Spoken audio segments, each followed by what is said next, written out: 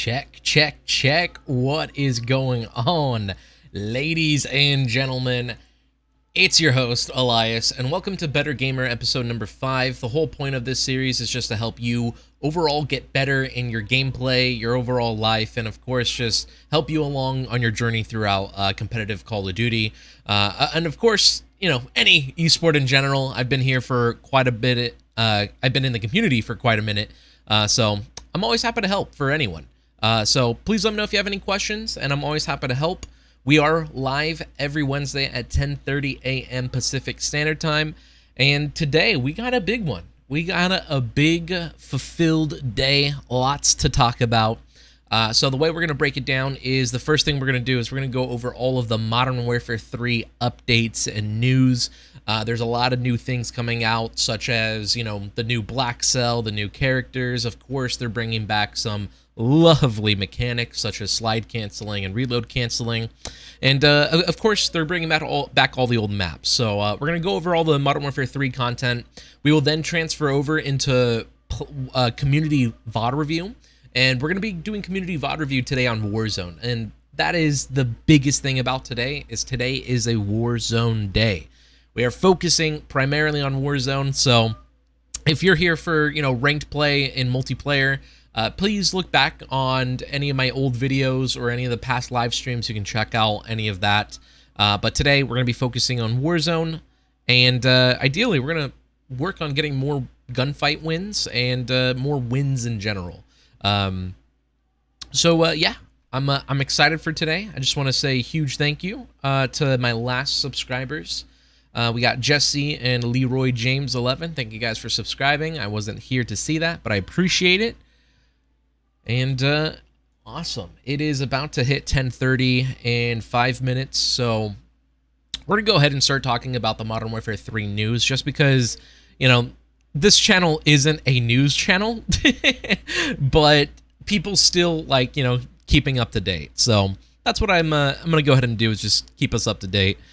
Using Charlie Intel, of course. I get all of my news from Twitter, not a reliable source, but I get all my news from Charlie Intel, Modern Warzone, and a few other Twitters, like, you know, The Rotation. Fox Given, thank you for joining by. Anyone who's here early, we will be reviewing Fox Given's gameplay today, and we're going to be focusing on how to win more gunfights. So let's go ahead and just hop right in for the Modern Warfare 3 updates, just get a quick rundown of it, and then we'll go ahead and transfer over into that community VOD. So one of the first few things that we kind of already see is the new loading screen. Apparently, this is the new loading screen for Modern Warfare 3. I'm not sure if this is real, but their whole spiel is red, which means probably blood. And Makarov is known for causing a lot of blood and havoc. So I'm sure Modern Warfare 3, there's going to be a lot of scenarios that are going to be pretty dark and a little bit evilish, villainish. Very excited for that. I'm so excited for Modern Warfare 3, by the way. We got everything coming back. Slide canceling, reload canceling, maps, everything's coming back, and I'm super excited for that. Let's go ahead and take a look at the Vault Edition, which is, I believe, like an extra $30, so $100 total to get Modern Warfare 3. And the additional content that you get is some operator skins for Warden, Makarov, Ghost, and Price. We got 2 weapon vaults, just basically a new skin for those specific weapons. Black Cell. Black Cell, they always try to sell it as this, you know, oh, you get bonus tiers, you get extra COD points, you get 50 tier skips, when at the end of the day, all you really get is different costumes. I'm going to be realistic with you guys. And you also get 50 tier skips, which is basically they play the game for you, or you save time to unlock that content, which is usually annoying, which I don't like. Now, the one thing that I am excited for is, of course, early access to the open beta, which will be probably like 2 days before the actual open beta comes out. So get some early playing time. That's always nice. Play the campaign up to a week early. That's a big reason why I'm getting this Vault Edition. I love Call of Duty campaigns. They're one of my favorite things. This year for Modern Warfare 2, I live streamed like 10 times and had over like, I think 60 average viewers each time. It was insane. So I'm very excited to do that again. Soap Operator Pack. The Soap Operator Pack is that soap character right there on the bottom. Right here. This is the Soap Operator Pack that you get, which... it's cool, I guess. His face, his camo face, looks like my thumbnails.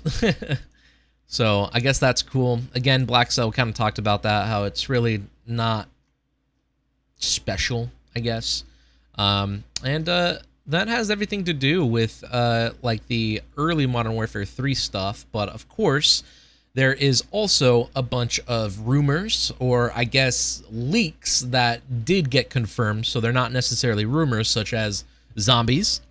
Modern Warfare 3 is getting the Outbreak Zombies mode that was in Cold War. Unfortunately, no one played that, so I'm curious to see how that turns out for Modern Warfare 3, but regardless, I think they should always have a round-based zombies mode. Everyone will, you know, just put hours into that. Simple as that. So I hope they do that, and Modern Warfare 3 Zombies will be pretty fun. A good Modern Warfare 3 Zombies is actually being developed by Treyarch, which are always the zombie people. So reliable, very reliable. Can't wait for that. New additions to the Ricochet anti-cheat, anti-toxicity plans. Interesting. Okay, so we always know that Call of Duty is known for being toxic, and apparently the anti-cheat is looking for anti-toxicity as well. That's going to be awesome, because this also is similar to what Microsoft is doing, where Microsoft, they're like putting it down, where they have like their own anti-cheat or anti-toxicity like system, where basically if a player gets enough reports for, you know, just being toxic, their account will get banned. And it's different for everyone. So it's like if you get like 5 people to say, hey, you're toxic, you get banned for a week. But if you get like 100 people saying you're toxic, you're probably getting banned for like a year or something like that. Actual zombies or multiplayer zombies? Actual zombies. There's going to be an actual zombies mode where it's going to be basically Outbreak. So if you remember Outbreak Zombies from Cold War, it's that super huge map where you're just constantly running between different things. Can I just pull up the trailer right here? Video is private. Ads? Ugh. All right. That's annoying. I should have just typed it up on YouTube, huh? All right. So Outbreak Zombies, that's what this is right here. I'm going to go ahead and mute it. Zoom in. And Outbreak Zombies is just this big old map with a bunch of zombies to kill. Super fun. And it's you go all around this big biome, right? So you're in like a jungle biome, and then you run like 5 miles, and then you end up in, you know, a completely new city. And then it's basically zombie Warzone. That's what Outbreak is. It's zombie Warzone. Now, the only thing we don't know is if they have... we don't know if they have round base, which I'm hoping they have round base zombies, because that always does well. This is Mr. Dalek JD. If anyone wants to go follow him, of course, give him a shout out. Thank you for the gameplay. So yeah. Anything else that's new? So we got, looks like a big update of them actually confirming things. So of course there's leaks of people saying that all the old Call of Duty maps are coming back. That's true. So we're getting all the classic MW2 maps. And not only that, but we're getting a few other updates. Let me type in MW2 original maps so we can look at these. So for some of the original maps that are absolutely coming back for Modern Warfare 3, here they actually are. Look at that. It's trending. Nope, that's not it. I don't know why I said that's it. Here it is. Booyah. Okay, so the original base game maps that we're getting Derail, we're getting Favilla, we're getting Let me zoom in. Of course, I can't zoom in. Oh, well. Okay, so yeah, we're getting Estate, Afghan, Derail, Invasion, High Rise, Favilla, Karachi, Quarry, Rundown, Rust, Scrapyard, Skid Row, Subbase, Terminal, Underpass, Wasteland. I already know for a fact that Terminal, Scrapyard, Karachi, High Rise, maybe Invasion, definitely Favilla.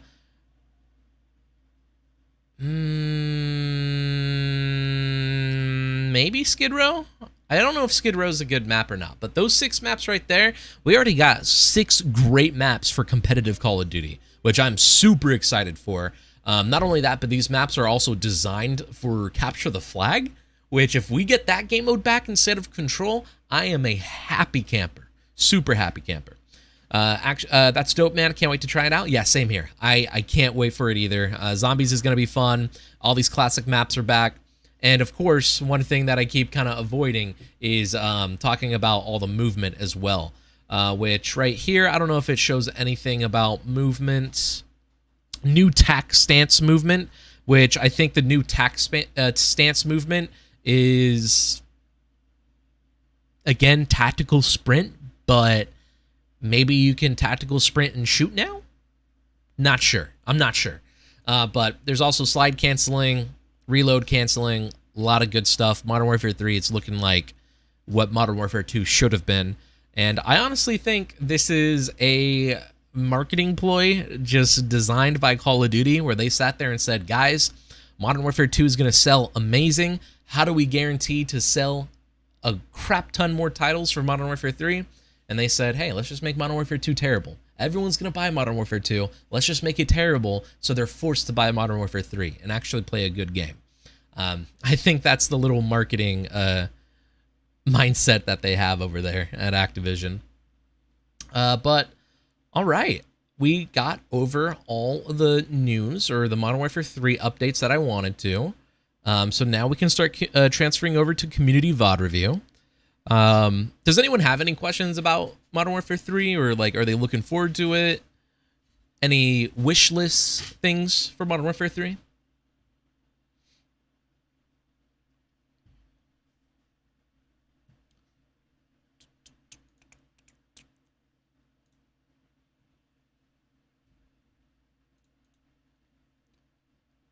Bum, bum, bum, bum, bum, bum. I forgot I'm supposed to be playing music in the background too. Like that entire time me talking, I could have just been blasting this.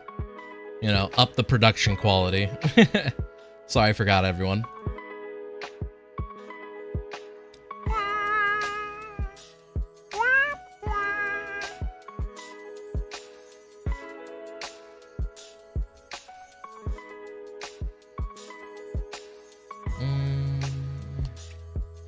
All right. Foxgiven, we finally got your gameplay up. Very excited for this. I just want to already tell you right now, Given, that because you won your last game, you're actually going to get bad skill-based matchmaking. I'm going to be honest. You won your last game, and now Call of Duty's sitting there and saying, oh, you won your last game? All right, let's double down and see if you can win this game against even better people.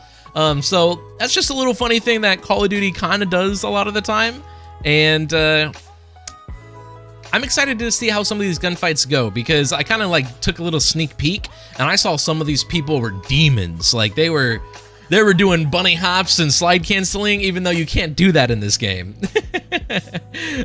So yeah, I'm very excited to break this down right now.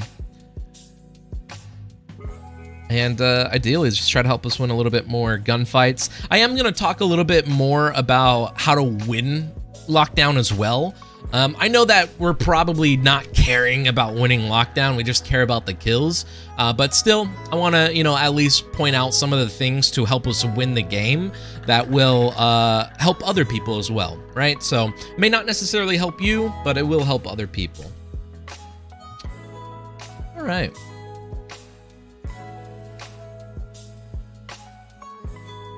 Let's do this. Da, da, da, da, da, da. All right. Welcome to Community Breakdown. Today we're going to be going over Warzone, specifically No Fox Given's gameplay. He's going to be playing Lockdown on Vondel, and specifically, we're going to be looking at how do we actively make gunfights easier for ourselves by gaining information first, and then of course, just executing that gunfight with confidence. All right, that was a pretty good intro, right? All right, let me do one last intro. Welcome to Community VOD. Today we're going to be breaking down No Fox Given's gameplay, and we're going to be focusing on Warzone today on how to specifically win more gunfights. If you're interested in joining Community VOD Review, please join the Discord in the description below. Go ahead and click on the channel that says Community VOD. Go ahead and place your link, and then we will be more than happy to VOD review your gameplay on our channel every Wednesday at 10:30 a.m. Pacific Standard Time. All right, that was pretty solid. That was pretty solid. And then let me just do one last, and if you're interested, join Community VOD. And if you're interested in joining Community VOD Review, please join the Discord in the... All right, let me try that one more time. And if you're interested in Community VOD Review, please join the Discord in the description below and join Community VOD channel. Go ahead and place your video, and we will go ahead and review it. All right, we'll go ahead and end it there, and let's actually get into the VOD review now. Thank you for that, Fox. As always, gotta get that video. But let's hop right into it. All right. So a big thing about playing Lockdown is whenever you're... All right, hold on. Let me restart that. So whenever you're playing Lockdown, obviously the goal is to control these sites. Okay.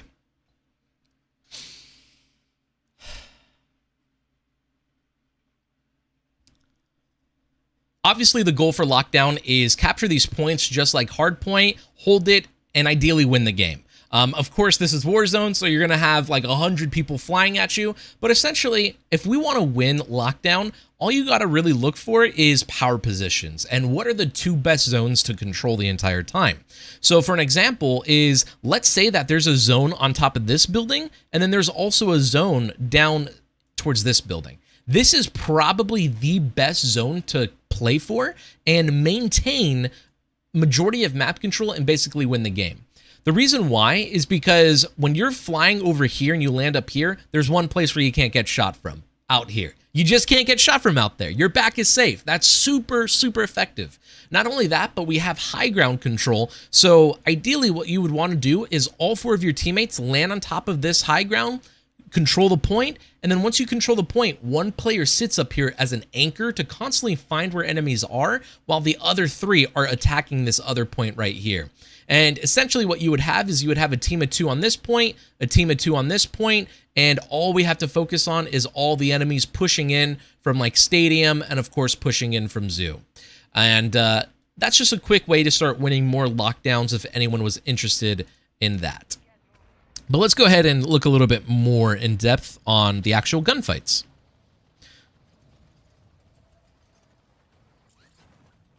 So again, this is good because with these majority of lockdowns right over here, you're going to want to stay on the outside and typically one with high ground. Right now we're fighting for one with high ground. That's really good. I would say that obviously, if we wanted to win, you would land on top of C, capture C, and then the rest of your teammates can push down towards A and fight for those as well. All right, so we know that this enemy is down in this room. I don't know how you flash yourself, but good game, good game. So we have to understand something. Do we want to go for these kills, right? And if we do want to go for these kills, we just got to attack them with confidence, right? So right now, we understand that there's two enemies directly under you, and those probably aren't the best gunfights to go for, right? Now, what these guys might do is they might try to get to high ground on this side, so you want to be focused and worried about that, right? And one thing you could do is there's a solo player out here. So you can push on this rooftop across to this solo player, drop down, use your flash grenade, play for that kill on the solo player, and then once you play for this kill on this solo player, immediately get back to high ground and understand that these enemies are going to be pushing up this ladder over here. Now, there's a secret to how to actually execute this and win. The second that you get this solo kill over here, these enemies are climbing to high ground and they're going to be focused on you pushing up towards this direction, right? And when they're pushing up towards that direction, all you're going to want to do is rotate back and then shoot them from behind. Simple as that, works like a charm every single time. And this is us just being 2 to 3 steps ahead.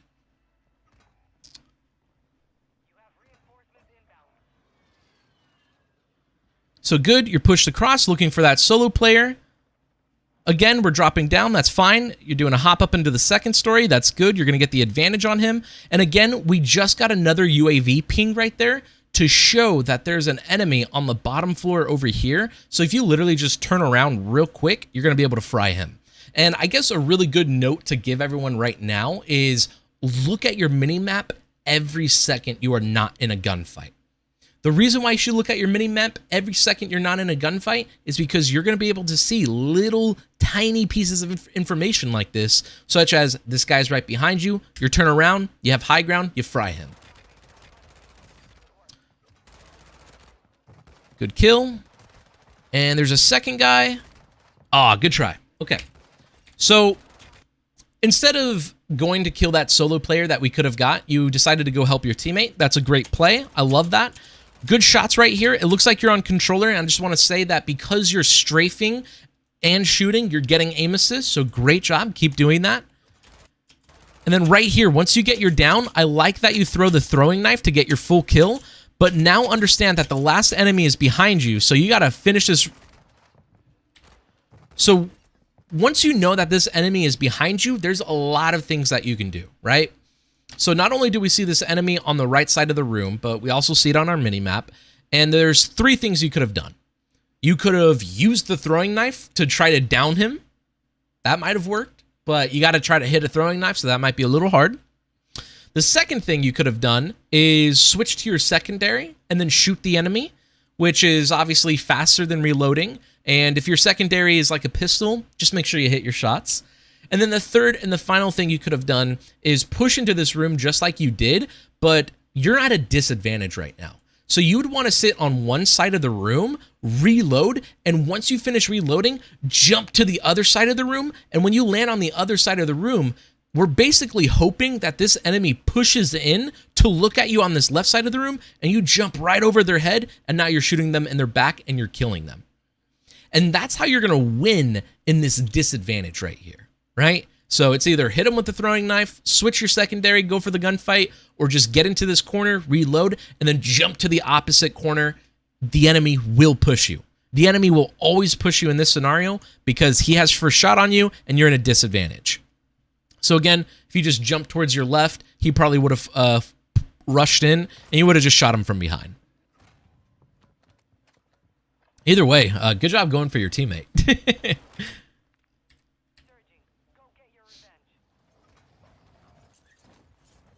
All right. Yep. Looks like a free kill. It could have been a free kill. The only thing I would say differently right here is this could have been a free kill. Your first shot counts. Your first shot is always the most important shot because that will determine how much you have aim assist and how many more bullets you're going to hit. So very important, just out-aim.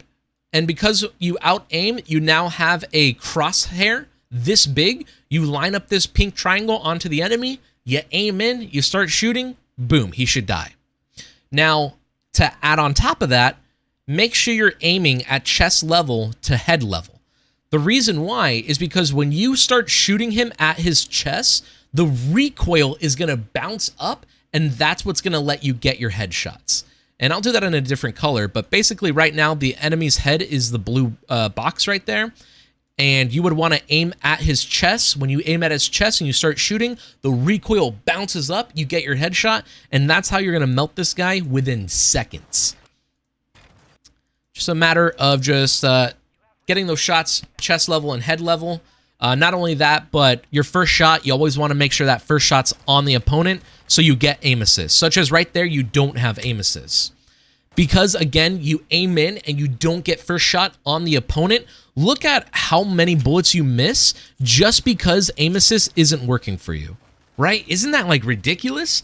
So it's a very super important tip to follow. Where when you see this enemy, when you aim in right here, don't aim in, keep aiming out, hip fire, and then once the enemy lands in your crosshair, then you aim in, okay? So hip fire, then aim in on the opponent, get your first shot, and then you might win this gunfight, just because you're going to get aim assists. Now, another thing you can do as well is, instead of drop shotting, jump shot.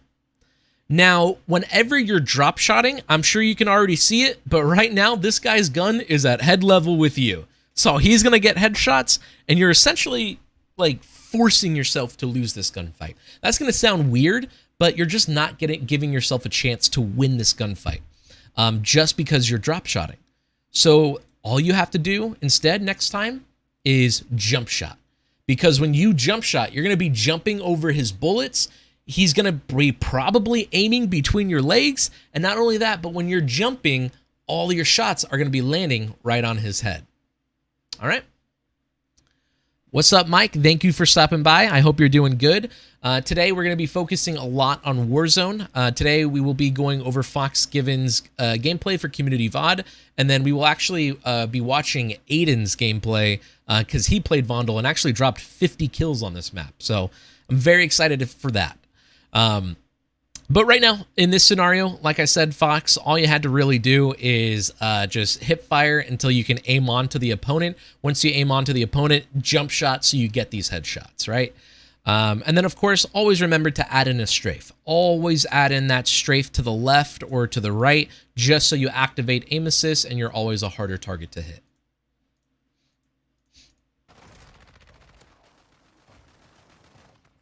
All right, either way, our teammate gets the trade, and you're just going to be able to spawn back.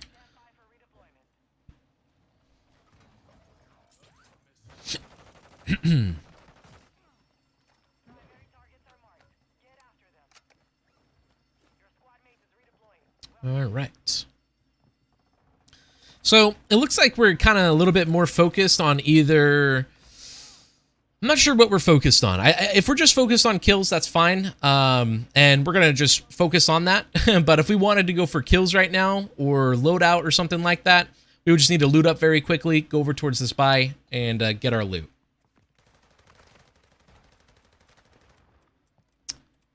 All right. Boom. The zones changed to the complete opposite side. So at this point, with the zones on the complete opposite side, you guys could just go hit the zip line right here and just reposition towards like a high ground, soak up the high ground point, and then you look down on the two bottom points, right? And again, that's just to win lockdown. If your goal isn't to win, then that's fine. We're going to go ahead and skip forward a little bit. Right here, we're out in the open. So one important thing I see that happens a lot to players is where they just get caught out in the open when they don't need to be out in the open, right?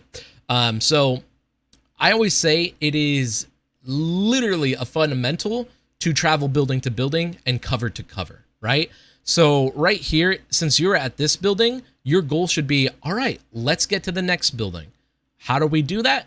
Get to your rooftop, parachute off, land at this building. Now you're safe. As you're parachuting, if you get shot by someone while parachuting, drop down into the water, you're safe, right? It's just we want to limit this dead space. We don't want to be in dead space with no cover because that's just a guaranteed death if someone's there. So it's kind of a golden rule, golden fundamental to get to a rooftop and then parachute off to the next rooftop. Regardless, if you couldn't parachute right here, the next best thing is travel cover to cover and get out of there ASAP. You just don't want to be here because you're in the biggest disadvantage ever. So right there, keep dolphin diving, keep running away. Keep dolphin diving, keep running away. Just don't even look back. Don't waste a second looking back, right? And of course, if you have smoke grenades, use those, but we have flash grenades. Mainly you try to get kills? Yeah, no problem. Yeah, absolutely. So we'll focus more on the gunfights, Fox. I was just saying that since this video is, for everyone, I'm just trying to, talk about how to win the gameplay. But just going for the gunfights is totally fine. Mike, I've been good. Played some Warzone last night with the FAMAS. It went okay. I got 6 and positioning on a hill was good, but I was doing back checks like I should and got blindsided. Oh, you weren't doing back checks like you should have. Yep, that's another golden rule / fundamental that we can always talk about. There's 4 sides to a building: north, east, south, and west, right? So since there's 4 sides to the building, check these 4 sides every 3 seconds, right? Because if there's an enemy out here and you like check this right one, and then 3 seconds later you check the bottom one, this guy's already going to be like right here. And then 3 seconds later, if you check this side, this enemy is already going to be like directly under you. And then by the time you check north, you're going to hear this guy under you. Or maybe you get lucky and you see this guy pushing across, right? And again, by the time you kill this guy, maybe there's a 3rd guy pushing up as well. And that's just another golden rule. Check all 4 sides every 3 seconds. Make sure you're safe. Make sure no enemies can push up towards your building, because you have a power position. You have control to win the game. So that's for end games. Just always check all 4 sides. All right. Ooh, clean drop shot right there. Really good shots.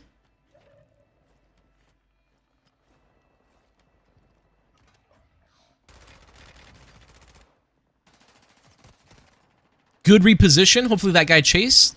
All right, that was really good right there. You got behind cover, and then you just thought he might have chased since you're running away. That was a good double back to see if he chased. And now right here, we actually have an opportunity to zip line up. So one big thing about Warzone is if you can work your way top down, you're going to have an easier time winning your gunfights. So based on your minimap, all of these enemies are like fighting over here. You have a good opportunity to zipline up on this side. Once you zipline up, you can just stick to the outside of the building and then just kill all these guys up top. And then once you kill all the guys up top, then you drop down below and you continue doing the same thing. Just cleaning up all these guys. And when we do the VOD review for Aiden, which is going to be right after this, Fox, we're going to see how Aiden is already confident in doing that as fast as possible. He's just getting to the zip line, going up to the rooftop, going in a circle, killing everyone, clearing them out, dropping down to the next room, and doing the thing over and over again. But right here, we're actually clearing the building from the bottom up, which is really good. Now we finally get to the rooftop. The only downside is this is a predictable spot. Good shots. Ooh. No. Yo, you went for that. That was beautiful.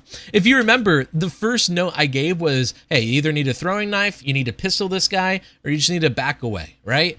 Right here, you went for that knife, and boy, did you basically get it. Nice kill, nice kill. Use your throwing knife to get that full kill as well. You know, get your 2-piece. But good job backing away, making sure you play your life for your teammates. That guy ended up killing himself regardless. Now your teammates are back. Yep, good pickup on that guy chasing you. You have another guy chasing you hard, so start running away while plating up. I would definitely say that probably reloading might be the last thing you want to do. So when you see that guy in that stairwell on your minimap and you need to reposition, just immediately start plating up while repositioning. Let's say you get around this wall and he shoots you like twice. You can be behind this wall, reload real quick, and then you can just jump right out and kill him. I just think it's always important to get your plates on first before reloading. And that's a personal preference for me. Yo, what's up, Viper? How is it going? Today is a Warzone day. Thank you for stopping by. We're going to be going over Warzone gunfights. Specifically, right here, feels like we have the advantage to win this.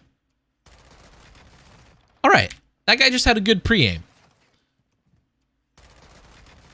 Yeah, that's pretty much all that happens here, is this guy has a good pre-aim. I'll slow it down, but all that happened is this guy shot at you. He didn't hit any bullets on you. So in his head, he's thinking, oh my gosh, I didn't shoot any bullets onto him. He's about to re-challenge back. And he's just holding a pre-aim, getting ready for you to challenge back.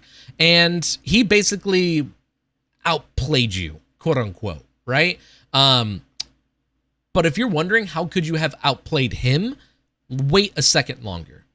I know that sounds, simple, but literally if you wait a second longer, you're going to make him start confusing, make him start confusing himself, because he's going to sit there and think like this, right? He's going to sit there and think, I shot at this guy, he ran outside the door, he's going to challenge back because I didn't hit a bullet, so I'm going to hold a pre-aim.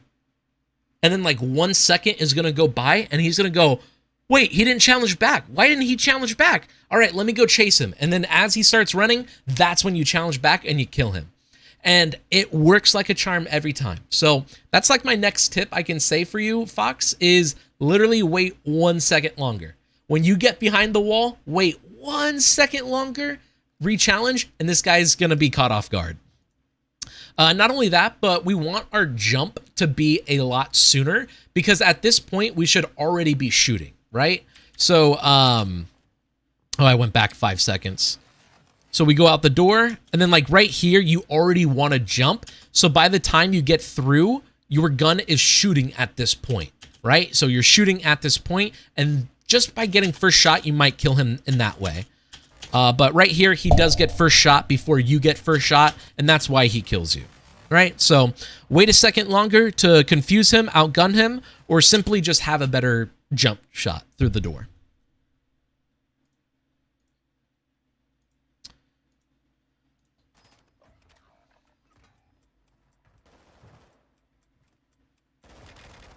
Oh, yeah. Oh, yeah. That's it. That's it. That's all that happened there, was he just had the pre-aim on you, got first shot, and that's why he killed you. But you wait a second, I know for sure that guy would have made a mistake.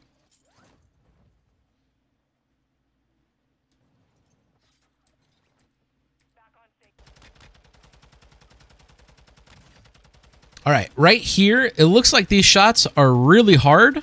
Yeah, okay. We're making this game harder for ourselves.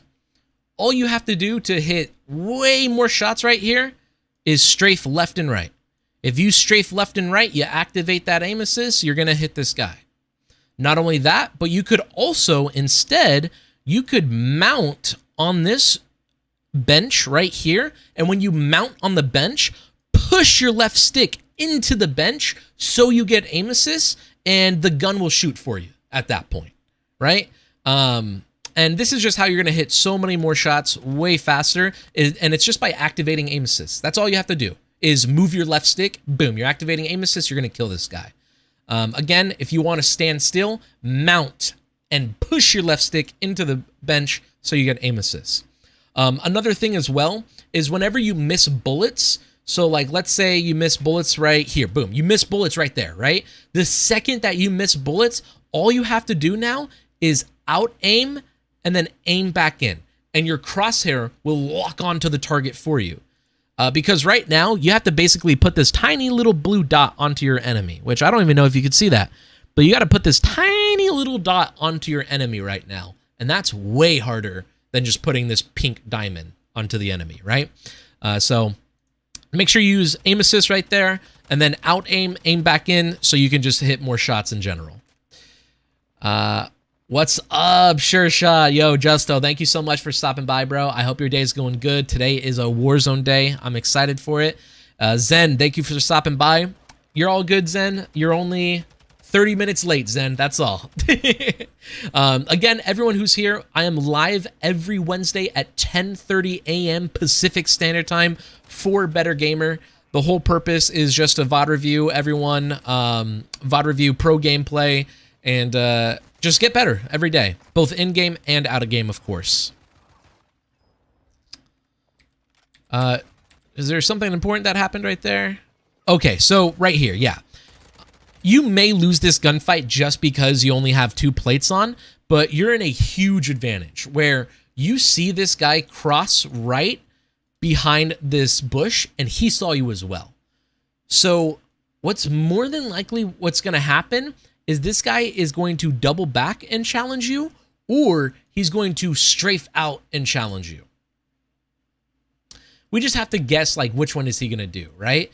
And already, I can tell you that it's way better if you just sprint jump and challenge out wide right. So no matter what, when you jump and challenge out wide right, you're going to be able to get out of his crosshairs. You're not going to be where he's aiming, and you're going to be able to kill him. And as we press play, again, when you saw him get behind cover, that's exactly what you would do, is you would just jump out towards the right, and by him double backing right now, he wouldn't see you at all. Simple as that. And that's how you might win this gunfight, but regardless, he saw you first. He got Peeker's advantage because he had good centering, and then you only had 2 plates on, so you're kind of forced to die right there. Good morning, Zen. Hope your day is going good. We've had a lot of good tips so far in this Warzone match, so I hope they're helpful.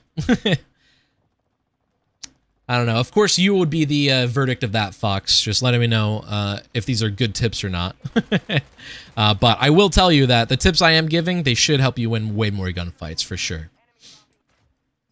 So now we're playing a little bit more objective, which is good, because playing the objective will always allow you to have a high chance of getting more kills. One big fundamental about Call of Duty, again, is always get to the high ground. I'm assuming that's what you're doing right here, is you're getting to the high ground. You're going to see if this guy chase, and at this point, because this guy didn't chase, you know, you waited a second. This is perfect. You waited a second to see if this guy chased. Obviously, he didn't chase because your teammate's right here. So now the only place this enemy can be is on top of the roof. So I would just get back inside so he can't shoot you from the rooftop. Which your teammate just got shot from the rooftop, and there he is. Okay. So that's a little unfortunate just because I feel like our teammate didn't have to die in that scenario. And here's the reason why. You're running up, you don't see any enemies, and then boom, out of nowhere, you're getting high alert.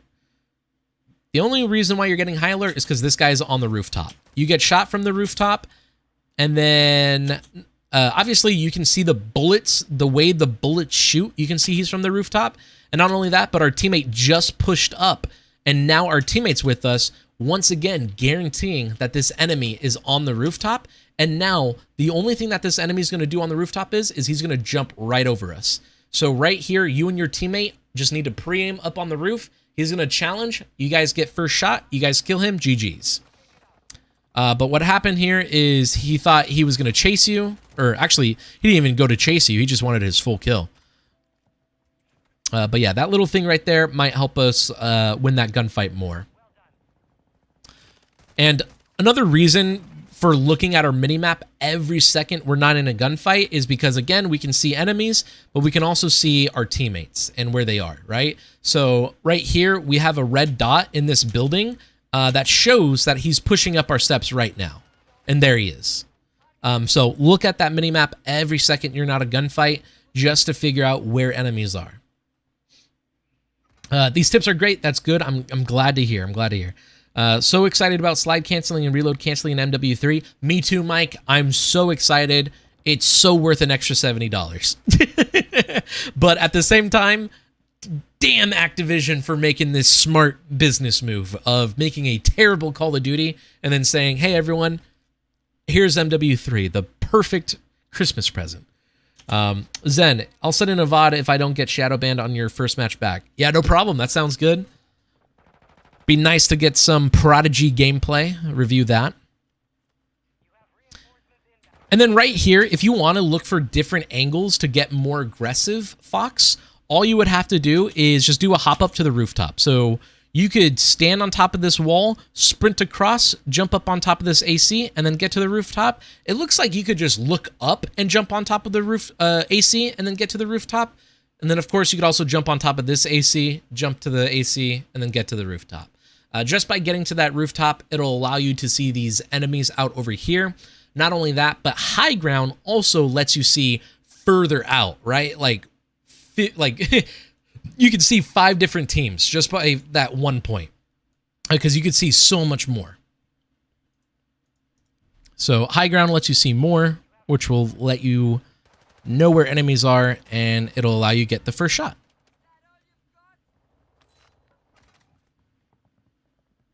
Okay.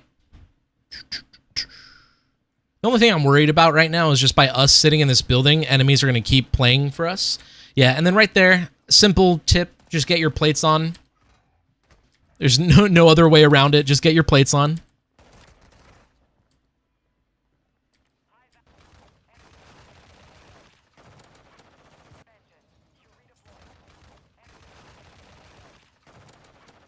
Okay, yeah, so right here, again, I actually like that you wanted to switch to your SMG secondary, but we can make our teammate be alive right here. All we have to do is out-aim, flick to the right, put our little diamond onto this enemy, and point, shoot, he's dead. And just do that with the AR, so your teammate doesn't die. But either way, he's going to spawn back in, so who cares? Again, we see that these enemies are still over here based on your minimap. One guy is in the bottom floor, and one guy's on the top floor. So what I would personally do is I would go outside, I would climb up on that AC unit, get to the rooftop, and then I would kill the enemy on the rooftop. And once I kill that enemy on the rooftop, I get another UAV ping to tell me where the enemy is on the bottom floor, and then I can just drop down and then play for that last enemy. And that's how you can just ideally get like 3 kills right here as fast as possible. And again, that's just using our minimap. Make sure we get that plate on. What's up, Jason? Thank you so much for stopping by, bro. I hope your day is going good. Once again, to repeat it, today's a Warzone day. We're going over how to win a lot of gunfights, and then right after this, we're going to go over how Aiden drops 50 kills on Vondel. Very excited for that. Boom, we get another UAV. We have one enemy directly under us. We can just start dropping down, looking for him. Me personally, I would drop down on the outside because what it shows is on your minimap, this enemy is inside the building. So I'm going to drop on the outside, and when I'm on the outside, I can look for a window. I could throw in my flash grenade through that window, fly in, and then I can kill that enemy. And then once I kill that enemy, I go upstairs, get to the rooftop, and then once I get to the rooftop, I can now focus on all of his teammates on the roof. Zen, the game you got shadowed in didn't give you any SR. I am so sorry to hear. My game yesterday, I lagged and lost like 200 SR randomly. Broken game. Can't wait for MW3. Absolutely, I need to check the minimap more. I rarely do. I'm not sure why. Yeah, it's a tough thing. Looking at that minimap, there could be multiple reasons why some people are better at it than others, and it could actually be because of genetics. So one thing that's very important is people who are left eye dominant. If they're left eye dominant, they're going to be able to look at this minimap way more and process information way faster. But if a person is right eye dominant, you know, they're going to have to look all the way over here and turn their head even to look at their minimap, right? So it could be a genetics thing, and that's why you may just have a hard time just like naturally looking at it. But at the end of the day, anyone can look at the minimap. It's just a matter of repetitions, right? Some people it's easier than others.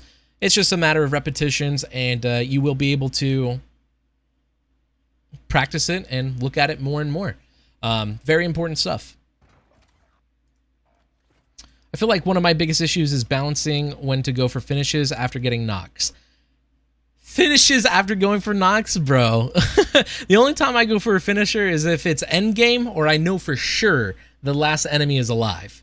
I mean, that's the last enemy alive, and I'm safe to do the finisher. Now I would call that a major skill issue on our ends. W, I'm left eye dominant. I'm that guy. I have to move my head. Yeah. Yeah, and like there's no issue with it, but there are like you know, scientific studies to show how like there's some genetics that make people quote unquote better than others or whatever, you know, the whole athletic science and all that. At the end of the day, anyone can do it. Anyone can do it. But yeah, no, that's a little bit of some interesting information to share, if you guys didn't know. All right, so there's 2 enemies on the bottom floor that are fighting our teammate right now. I would immediately push in and start helping my teammate fight those guys. Or I would just drop down and help him. Good movement. And it looks like our teammate was fine. All right, good job getting to your teammate regardless, and good movement right there. It's pretty solid. And that enemy is still alive, just like camping directly under us. All right. Interesting call out. I wonder, I don't know if this is a set team of 4 that you're playing with, but with these last two enemies being inside of this building, what you guys can do is you guys can all four just hold hands, run together, and clear them out together. So then you have an easy rotation out, which obviously you would probably want to hit the zip line and rotate out. But if you guys decided, hey, let's just rotate early and let's get out of here, that's fine too. Just, it kind of got a little scary right here, right? Because we almost died. Ugh. I don't know about you, but in real life, I would be like ducking my head. Yeah, and I would definitely say too that it would probably be best to play for those kills, take the zipline out, because when you take that zipline out, you're going to land on high ground, and just by having that high ground, that's going to allow you guys to get so many more kills. But then again, I play like Joe with my face 5 centimeters away from the screen. No, there's some people like that as well. Yeah, everyone plays differently, where like, even then, you're left eye dominant, but you play so close that you still got to turn your head. It happens. So it's a good habit to just get it down and not thirst right away. I don't know if I worded my previous statement correctly. Is it a good habit to just get it down and not thirst? Yes. Yes. So another tip for everyone playing Warzone, you want to get it down, leave that down there for your teammates to get that kill. Trust your teammates to get that kill, right? If your teammates don't go for the kill, still just get the down and look for another enemy, because you have 5 seconds. You have 5 seconds before an enemy pops a self-revive or gets revived by his teammate. So essentially, you would get it down, you would push up, look for other enemies. If you don't see anyone, then you would just go right back, kill your enemy, and then you move on. Same thing if you're in like a 1v3, 1v4 situation. You get it down, you run away, plate up, and by the time you wrap back, you can get your full kill. Because again, it takes about 5 seconds for a self-revive to pop. And that's with not a medic vest. Which, if they have a medic vest, I think it's down to like 2 seconds. It's pretty insane.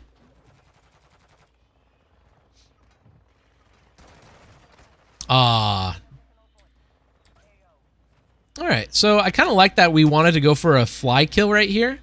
Our job is just when you pull your parachute, like, cut your parachute, but let your momentum carry you to land on top of this building right here, so you're right next to him, and you can just literally fry him. Because the only reason why you die is because you have the mantle, and then that's unfortunate.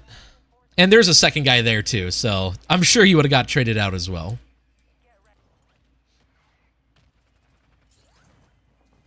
Ooh, bad timing on the parachute cut again.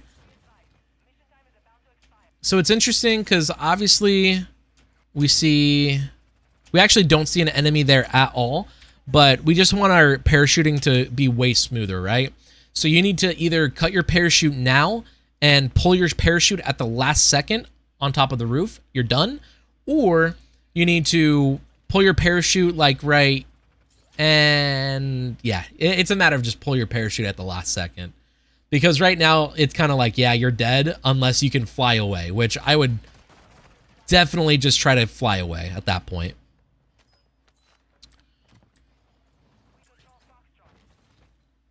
There we go.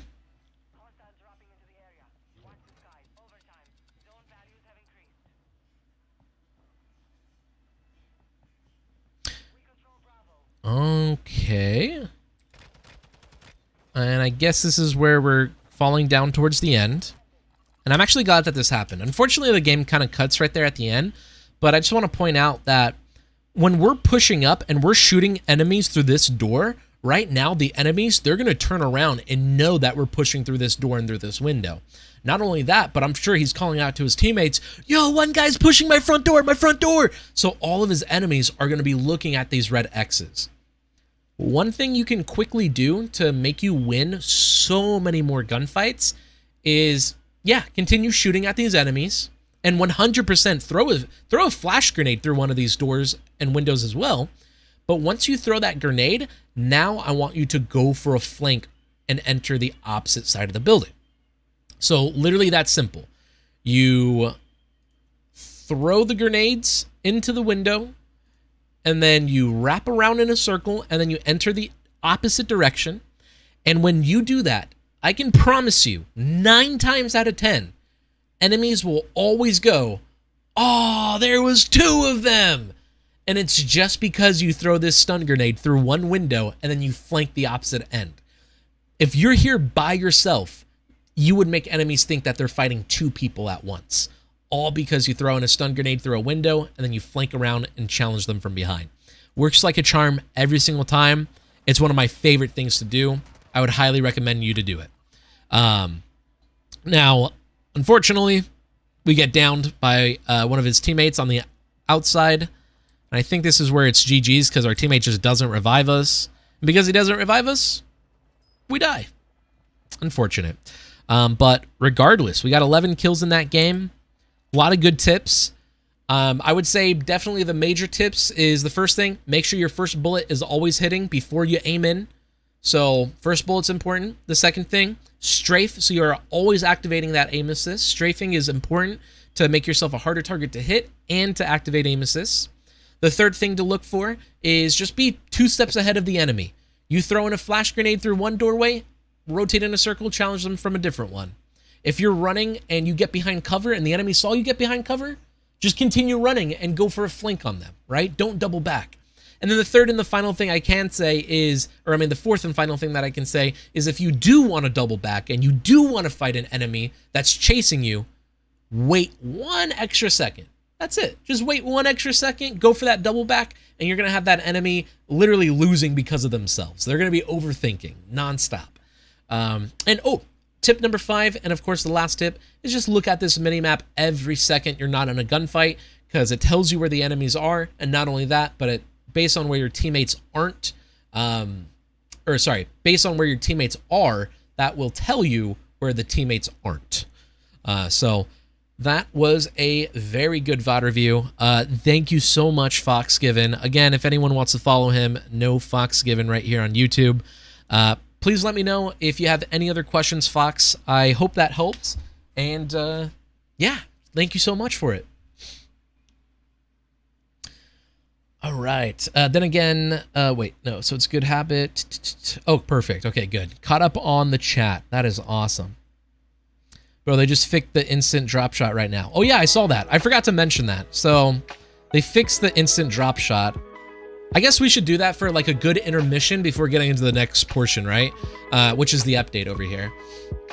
So the actual update for Warzone 2 right now, we got the Chimera with another buff. Insane. Why do they keep buffing this gun? I am very curious to see how good this thing kills now. I can't wait to use it. The FR also got a nice little buff as well. Apparently the FR is still like just as good as the M13, so it's not really viable, but I'm kind of excited to use it, see how it turns out. The M16, that was a big one that got increased. I can't wait to see how that turns out in multiplayer, because it sucks in multiplayer. I can only imagine how terrible it is in Warzone, but maybe this increase made it good in Warzone? I kind of doubt it, honestly. They always want to try to destroy burst guns. Battle rifles, FTAC Recon. If the FTAC Recon had a little bit more recoil control or like accuracy, this might be a really good gun. But the only thing they fixed was the maximum damage, which isn't the best. It doesn't help that much. The Lockman limb damage increase, that'll be good for floor loot. SO14, I'm super excited for SO14. I genuinely feel like this is the new meta because we have the headshot damage multiplier increase. That's a cheat code. We have the neck damage increase. That's a cheat code. This thing already melts. I think it's way better than the Cronin Squall. And they said, hey, let's also make the torso damage multiplier increase. This gun is gonna be insane. I already know it. I can't wait to try it. And then unfortunately, the TAC V was barely just as good as the Cronin Skull, yet they just completely deleted the TAC V. TAC V does not exist anymore. Decrease, decrease, decrease, decrease, decrease. So sad. So sad. That gun was a pretty good balanced gun as well, I feel. I didn't think it was too overpowered. Lockwood. Anyone trying to make YouTube videos of, I don't know, playing as a cowboy setup? Lockwood got an increase. Shotguns increased. Actually, all the shotguns got increased.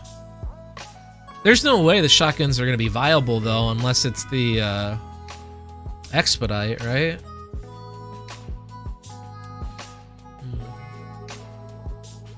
Yeah, I think the biggest problem with shotguns is always the speed. The not sprint to fire, but definitely the reload speed.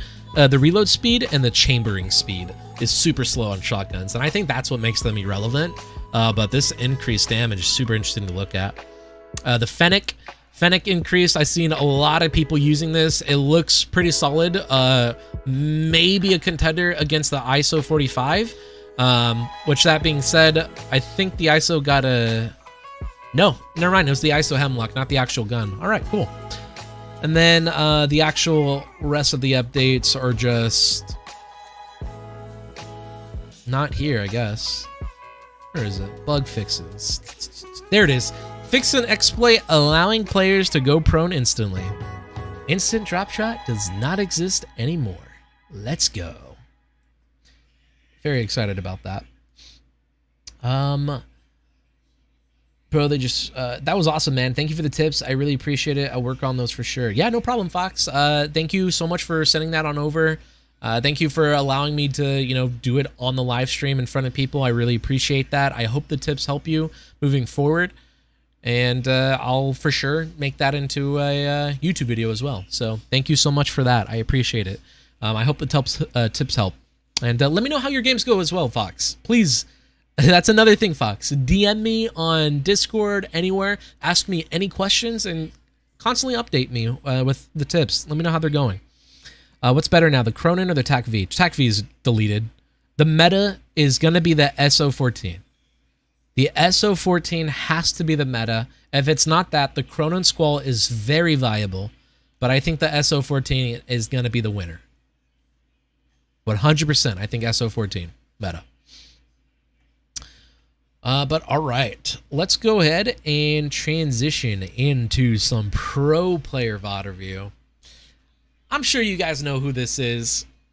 I learned how to play Warzone from this guy right here. I think my face is blocking him. Yeah, my face is blocking him, so hold on. Oh, shoot.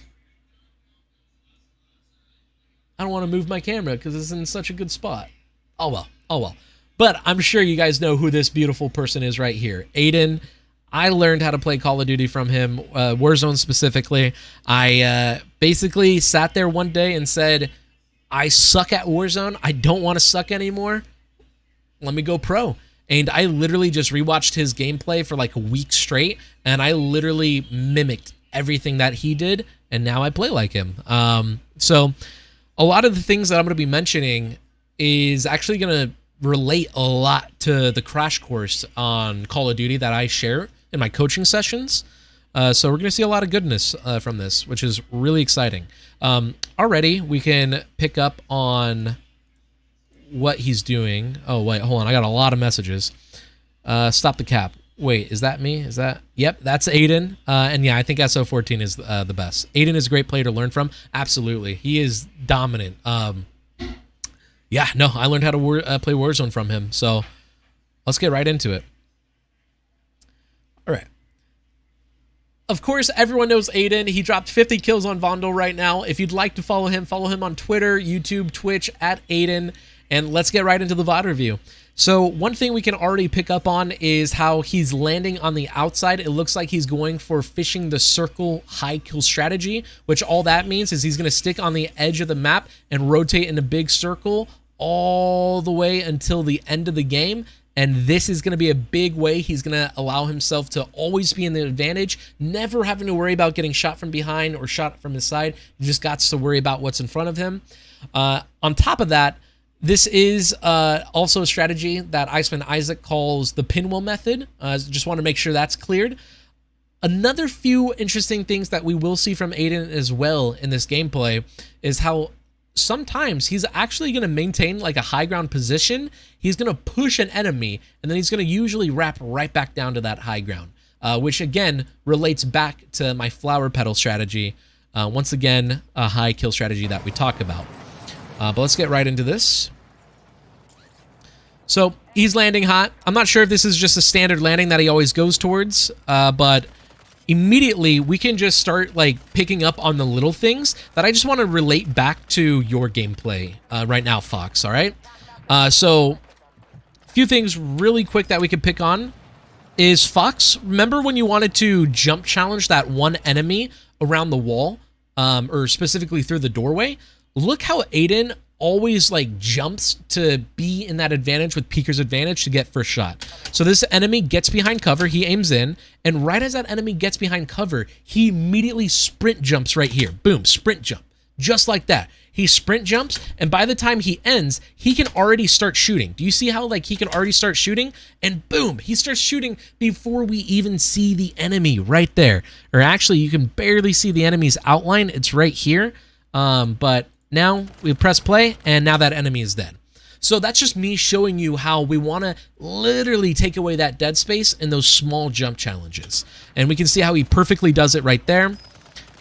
Beautiful shots right here. I don't know if you could tell, but he's strafing backwards. So in that scenario right there, he was strafing backwards into the corner of the wall. So he has aim assist the entire time he's shooting that enemy fly in. And then once he gets shot right here on his side, he does what I love, which is basically called snaking. And just by snaking like this, every single time these opponents try to hit him, they're going to be obviously hitting cover instead, and they're losing aim assists. Except for it looks like he got wallbanged through those bricks, which is pretty insane. But again, he's snaking right here just to get high ground. He stands up to get high ground. Throws a drill charge just to get that full kill. And this guy is just moving now. This guy is moving. Cronin still has a faster time to kill, though. Okay, cool. I mean, if Cronin still has a faster time to kill, people will definitely use it. But I find myself having way more accuracy with the SO14, so that's why I think that's going to be meta. Oh, did he call down here? Brother. What? All right. Looks like he got confused on where an enemy is. Oh, did he call down? Oh, okay. I didn't even pay attention to that. He got a down right there. And it sounds like he fell. Okay, so he got a down and he just didn't know where his down went. He has no idea where his down went right there. So that's a little unfortunate. Good hip fire right there. Again, just by using that hip fire, using that crosshair, right? So just hip firing right here. All Aiden has to do is put this big old diamond on top of this guy's body. And just by doing that, he's going to win this gunfight. If he was aiming in right here, he would have to focus on this little dot being on top of this enemy, which is obviously harder than it is. So great use of hip fire right there.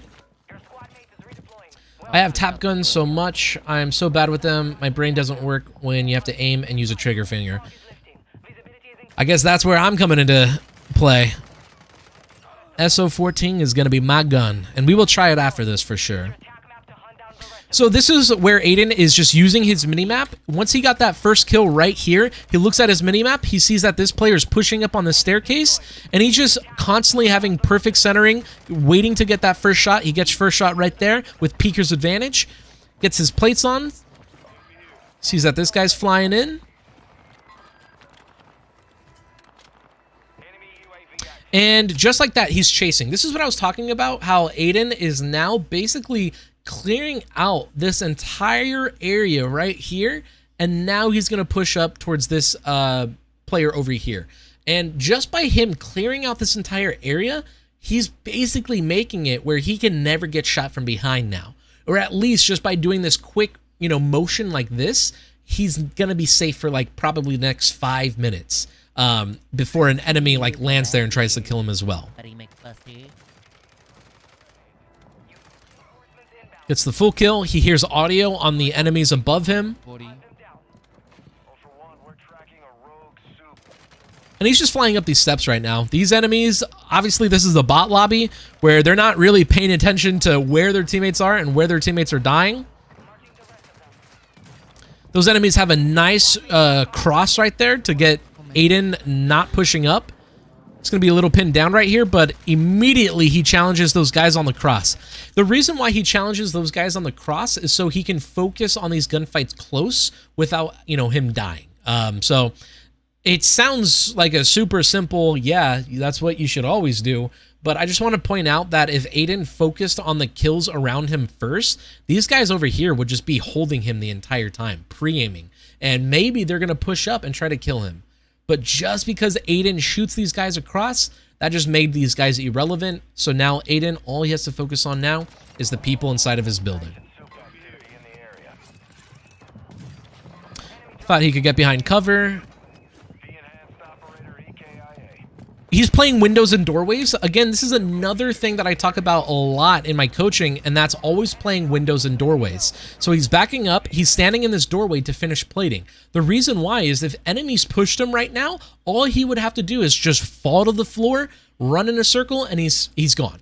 And what I mean by that is he would fall to the floor, he would run inside this building, he would push through, he would probably wrap back and end up on top of this building, and just like that, what he does is he makes all of the enemies confused at where he is, but now all he has to focus on is pushing across that building and getting these kills. So that's why he's playing in these windows and doorways, is so he can constantly have an escape and then a rotation to play for these enemies.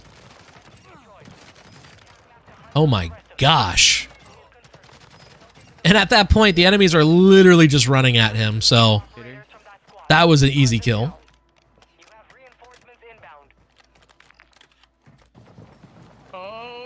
I think I'm inside your back door. I'm here.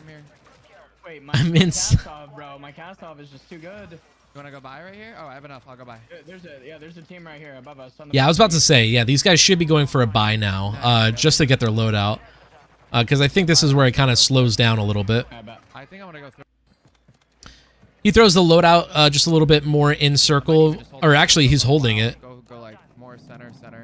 Yeah, so the reason why he wants to hold this loadout and get to center circle first is just so when they throw the loadout center circle, every single time that they die, they can just land on it, get their loadout, and continue playing again, right? And that's like one of the beauties of Resurgence. Yeah, sometimes you get those out of me. Not usually. Got the snake shots with the M4. These snake shots are super deadly up close, so I'm glad that these things got a nerf. 2 bullets dead.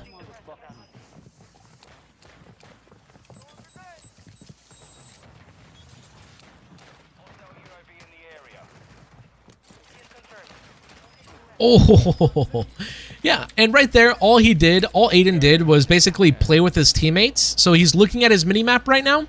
He gets this first kill. He's looking at his minimap. He sees that his teammate just ziplined up, and all these enemies right now, if you look at the minimap, right now there's an enemy over here, and there's an enemy over here, and all of Aiden's teammates are pushing up on his right. So Aiden, he's positioning himself to basically be where his teammates are, so he can't get shot from behind. And once again, all he has to do is focus on what's in front of him. He is sitting behind cover using snakes, using the snake shots. And just by actively doing that, he's able to pick up all these kills. Yeah, just incredible. So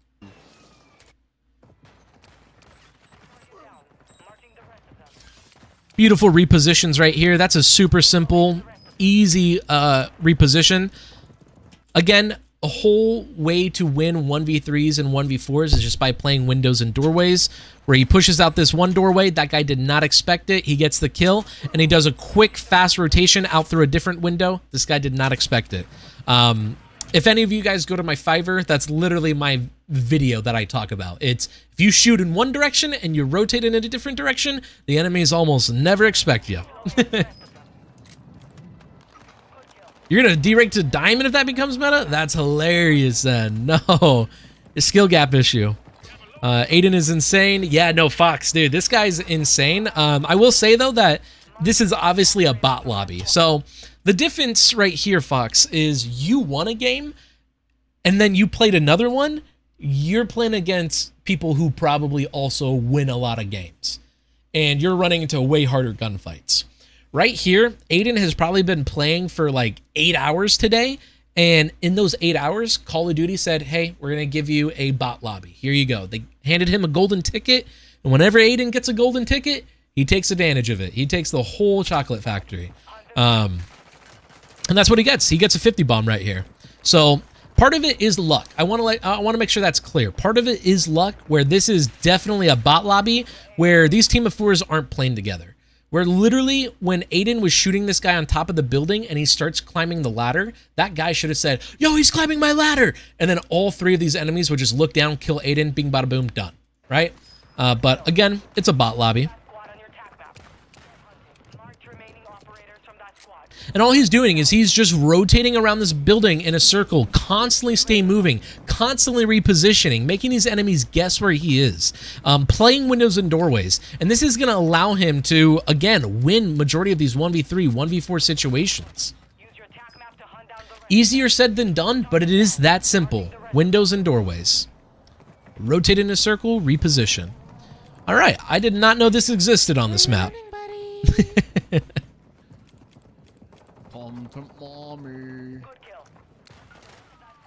All right, that guy did not expect that, and I didn't expect it either. I did not know you can go underground right there, but good to know. And see, like right there, simply Aiden just plays this map a bunch. He knows everything about it. He knows all the hop-ups, all the little secret entrances. So when he saw those enemies underground, he knew the exact rotation he needed to take to get that advantage.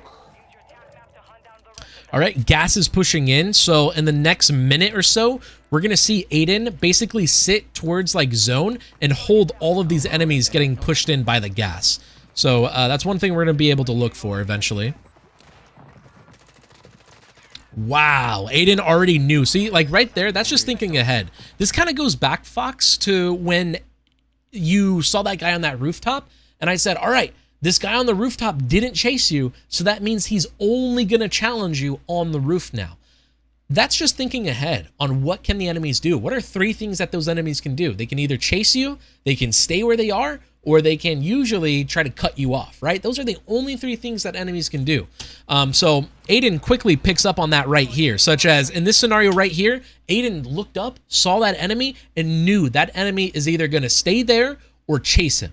That enemy can't cut him off because it's just going to take way too much time. So now there's only two things that enemy can do.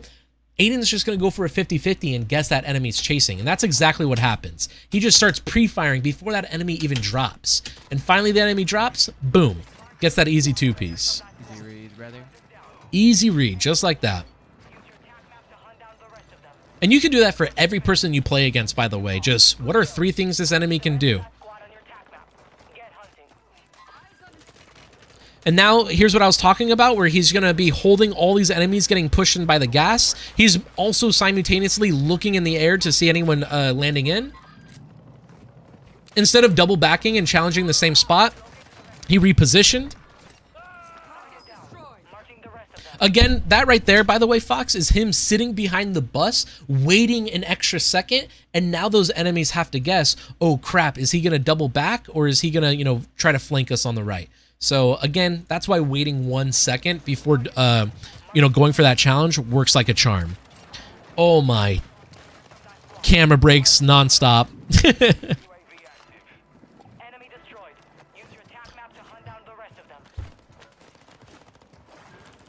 Right? I never knew that tunnel was there either. All right, and again, Aiden, now all he's doing is he's fishing the circle, where he's now just running along this circle. All these enemies are getting pushed in, and he just has to worry about what's in front of him. He's getting easy kills.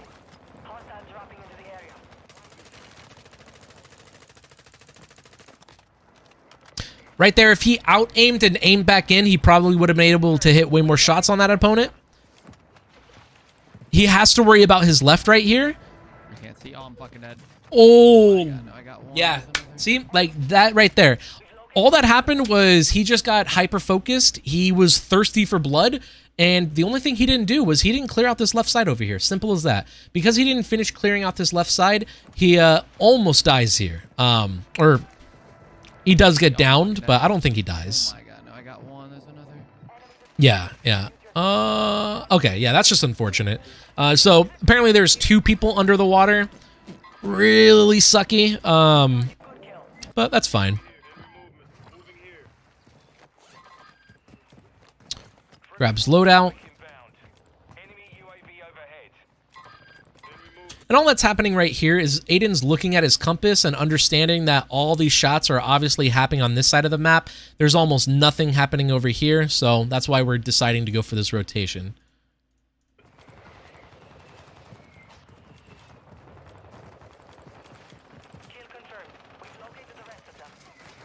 Popping a loadout just so he can get his perks and get his weapons if he dies.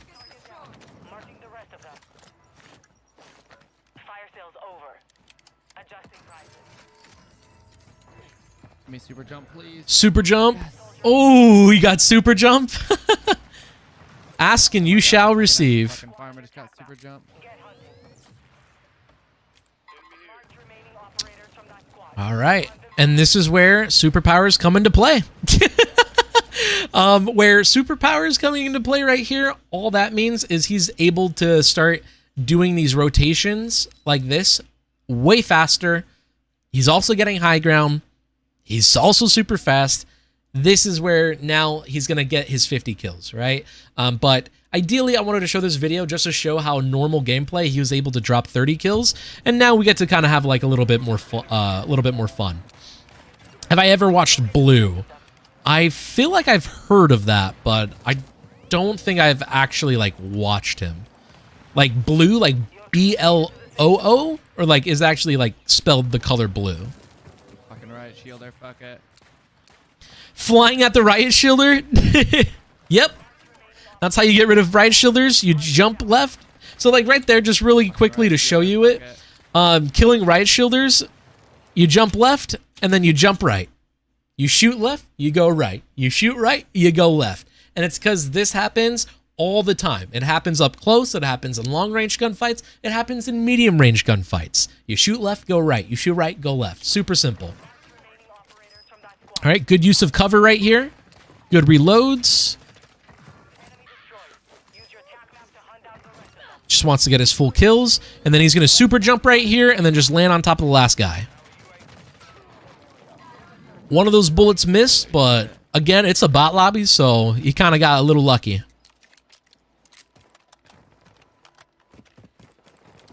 All right, now with these last few enemies, chances are is the last few enemies are just going to be camping in this big castle building. So what we're going to probably see Aiden do is get to the rooftop first and then work his way from down to the bottom. I mean, from the top to the bottom.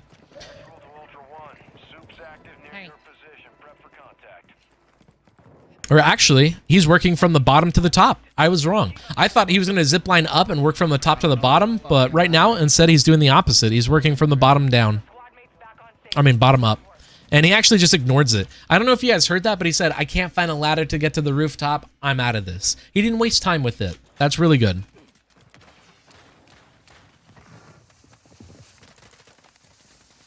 Good smokes just to give him cover right there. I just want to point out that was beautiful. He wanted to go for those challenges. He was out in the open. So all he did was he threw a smoke grenade. That covers his entire back. And that acts as basically invisible cover, right? Repositioning into a different doorway. Excellent job. Again, waiting 5 seconds before he gets his full kill. So right there, he just played it up, took 5 seconds, went back and got that kill. If that guy was self-reviving, by the time he finished plating, he would have killed that guy self-reviving. Again, this guy right here, all Aiden is doing is he's going to cut off this guy. And now he's kind of at a very big disadvantage because all of these enemies on top of this castle is currently holding him. So Aiden is in a very tough spot where if he wants to continue going for high kills, he's more than likely either going to have to rush through these buildings, get to the outside, and then flank in, or he's going to have to just, you know, play it close, play for these kills, and then he can look for the kills on the outside. The only problem is if he does this strat right here, if he does the blue line, he might lose a good 10 kills. So if he goes for this blue line, he might lose 10 kills, but if he goes for this yellow line, he might clean up the rest of those kills. And it's just because those enemies have the best power position for the win, right?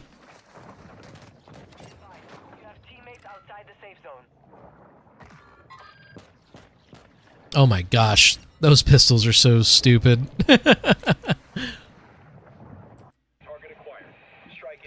All right, he popped the kill streak on those guys in the tower. He's pushing up.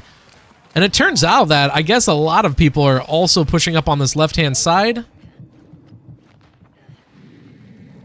Oh, not the fucking bomb drone.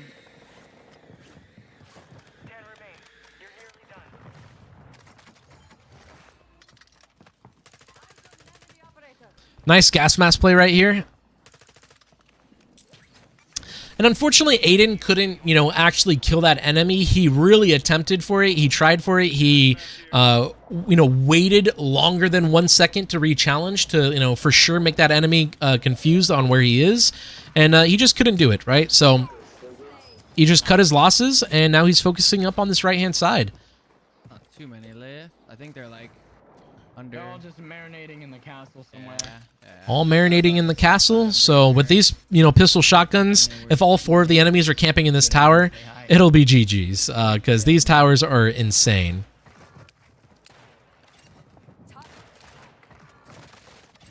Again, it's a bot lobby where if those 2 guys were just literally stacking together, Aiden probably dies right there, but instead they're separated. We are lucky to have a bot lobby. And these guys are just running at him, giving him the kills now. Ooh. For the 45, no. Oh, for the 50. So right there, we can definitely just appreciate Aiden's movement, because he is, in my opinion, the movement god. Right here, very simple. He thought this guy was going to keep running away. He can just chase him. He saw that this enemy was challenging. So what Aiden did was he got behind cover first, switched to his secondary, and then he drop shot into the angle right there. And I don't know if you guys saw that, but that enemy, it looked like his aim assist tracked him through the wall as well. Or like right there, we see bullets going through the wall. And I think because of that, that's how Aiden wins. It's just because he drop shot down, minimized his hitbox, and this enemy was just shooting the wall the entire time. A big reason why Aiden does win this too, by the way, is he has a right angle. This is a little minute detail in Call of Duty, but if your character is right-handed, it's better to challenge right angles rather than left. And the reason why is because your character is right-handed. If you challenge a left angle, usually the enemy will see you first. What an ego challenge. I know, right? But I mean, it's for that 50 bomb. I mean, how else are you going to get it? It's spelled blue, but he's too insane. Really? Okay. All right. I probably won't search for him on Twitch, but I will search for him on YouTube.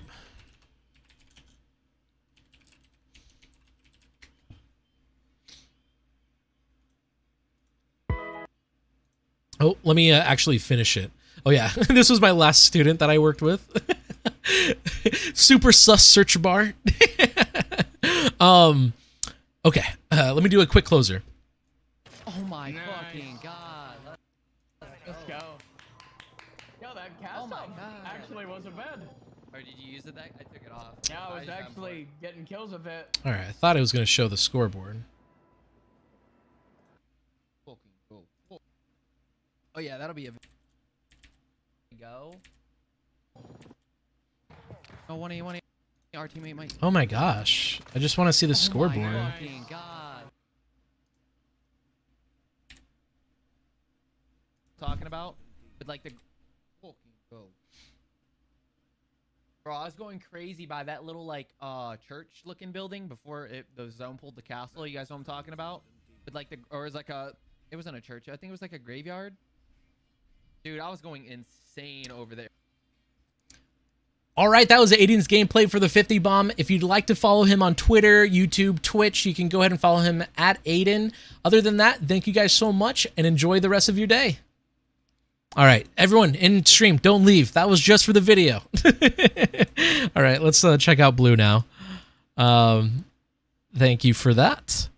Blue, Warzone, but I'm breaking the game. Hello, Blue. All right, solid title, solid videos. All right, sweet. Let's just look at the recent video. Game 1.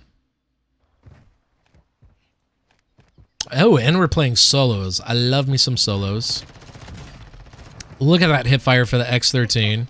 That guy was full health. This gun is a problem. The gun is a problem. What are you doing? Are you cold? Solid editing. Oh, this is his first time playing the Season 4 update.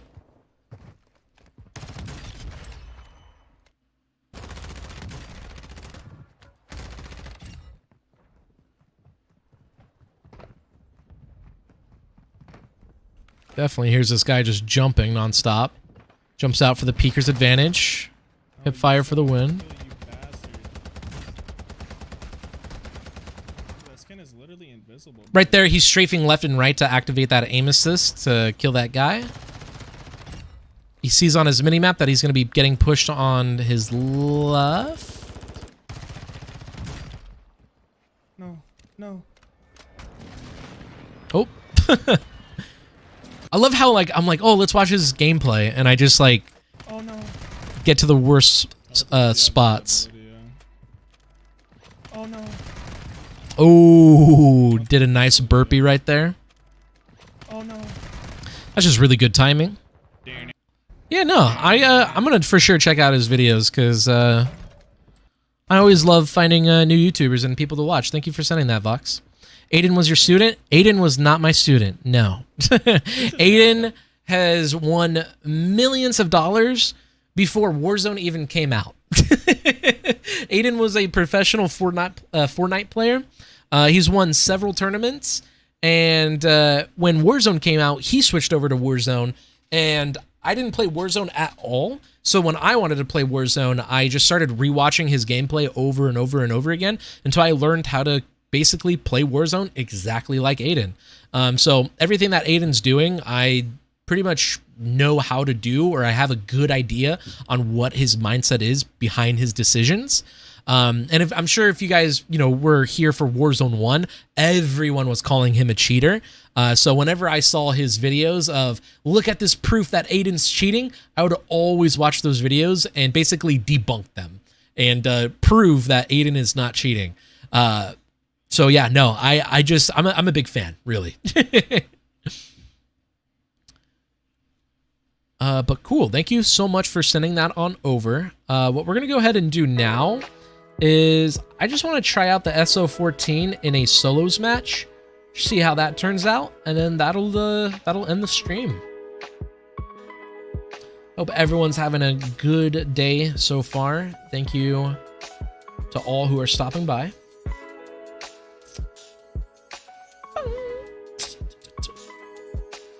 I wish, though.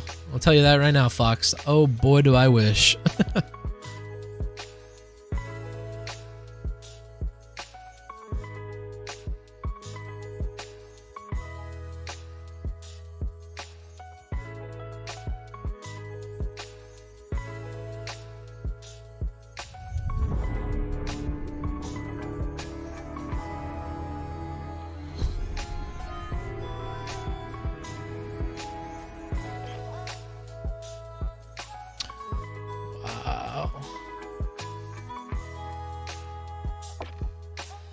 Of course, restart now.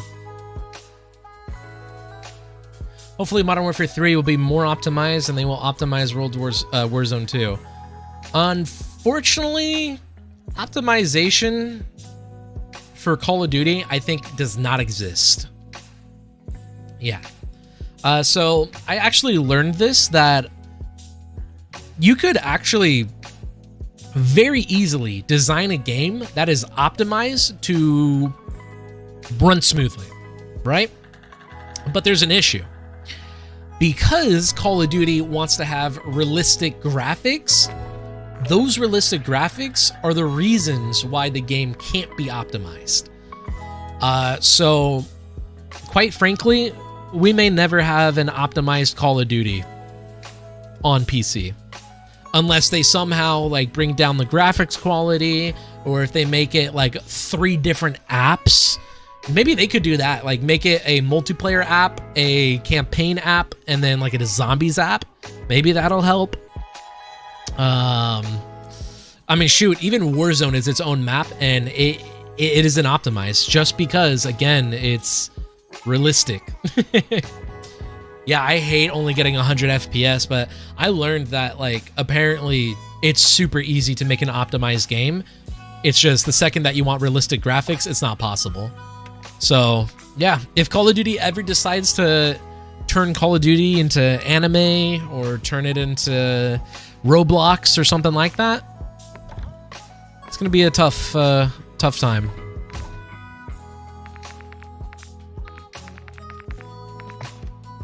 You think they'll keep FOV for console? Absolutely.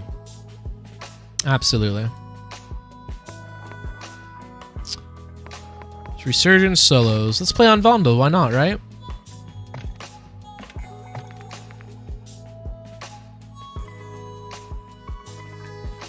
Well, actually, how long do I have until Vondel ends?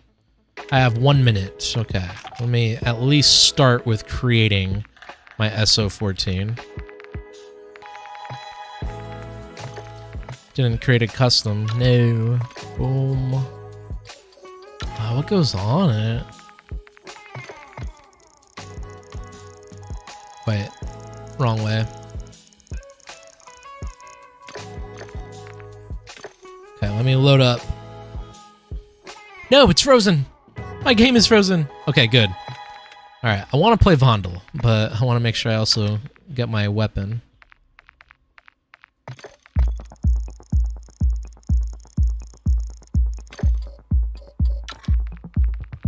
And then I think people use the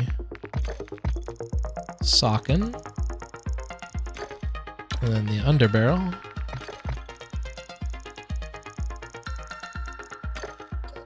All right.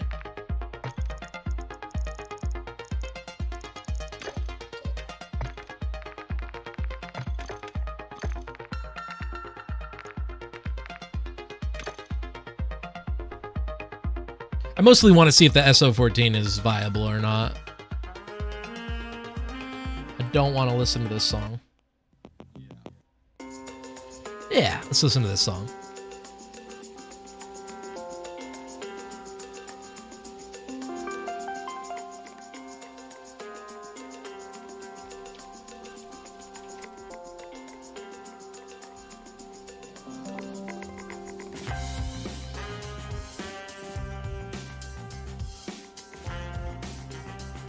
You missed Caldera. Dude, I actually enjoyed Caldera. I thought it was a very beautiful map. And I also liked all the balloons, train stations, subways. Like, I loved everything that they, like, had in Caldera towards the end. I did not mind it at all, but I know everyone, like, kind of says that that's the worst map so far. I would say in terms of, like, maps, for me personally, I think the best maps are Al Mazrah, Verdansk, Blackout, and then everything else. Al Mazrah, Verdansk, Blackout, and then everything else is on the bottom. Yeah, I've heard a lot of people did not like Caldera. Which I just realized I didn't even put Caldera in my top 3, so I guess I don't like it that much. Like, what?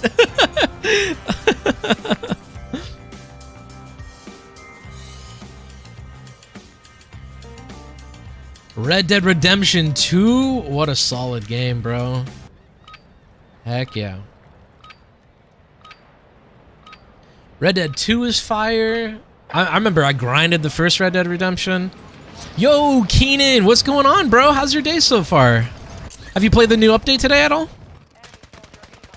Want to test out? Dude, I searched up for Vondel, so I got Vondel, and I get a Sheikah.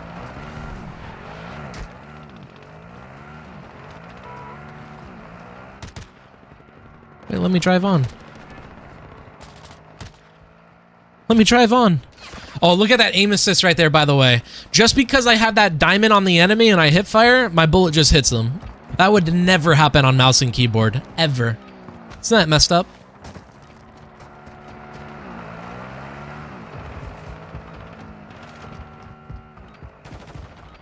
Dude. Alright. I can't wait for a GTA 6 coming out next year. That's gonna be so fire. Just got on. Nice. Welcome, welcome. Yeah, this is actually towards the end of the live stream. I'm just gonna play a quick game or two, do an outro, and then end it there. I love Caldera probably solely because that's where I first started playing Warzone. Oh, dude, absolutely. And like that's what I meant is how like people hated on that map too much because like even for like newcomers, it was still a damn good map, especially towards the end. It was so good. Like redeploy balloons on Caldera, my favorite. I think I like that way more than Verdansk. Because obviously, if we had redeploy balloons on Verdansk, that'd be even better.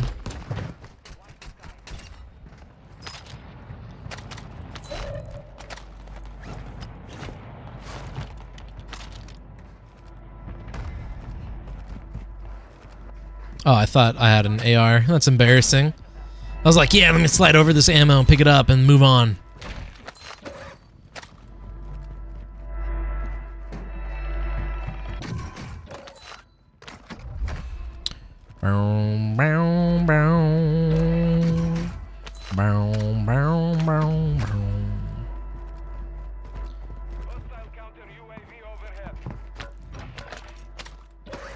GTA 6 is definitely going to be interesting. Oh, dude, GTA 6, I'm way more excited for that than any game ever. I love the GTA series, and that's like a true game where you can like do anything and everything, you know what I mean? Oh, dude, I can't buy my SO14. I didn't put it as the first thing. How much is a loadout? Only 10 grand, right? Dude, there's still a box like directly under me.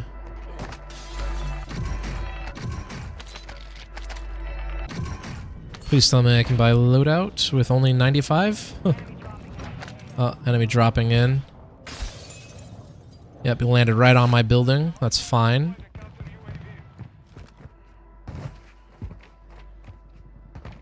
Should be on my left.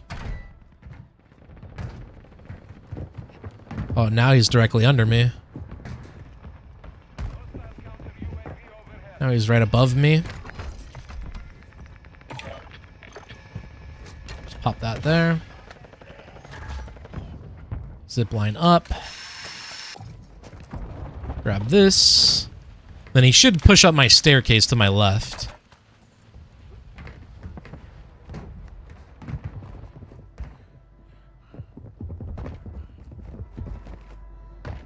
There he is.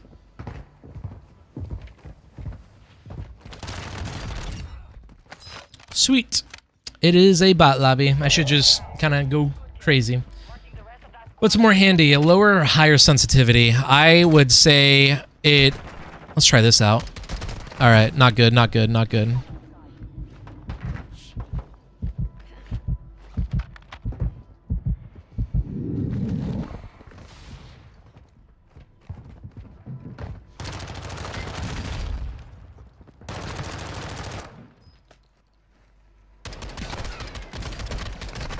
I missed like 5 bullets. No. All right. First test of the gun. I like it, but I miss bullets. Look at that. That's so embarrassing. Shake my head. I would say a higher sensitivity is always better for your movement, and then you can change your ADS sensitivity multiplier to be slower whenever you aim in. And why did the game spawn me on the complete opposite side? That's annoying.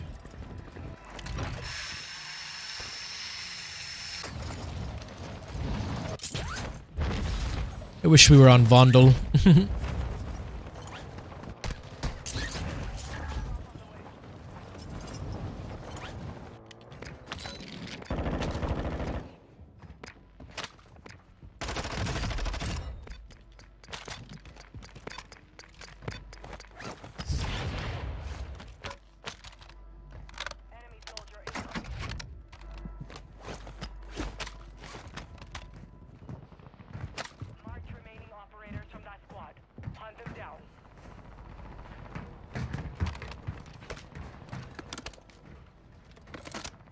All right, let's test it.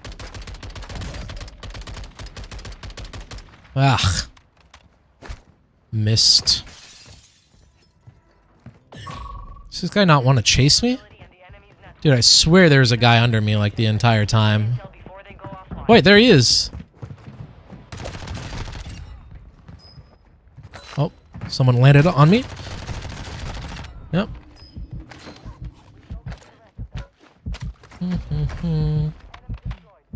Dude, I can't reload for some reason.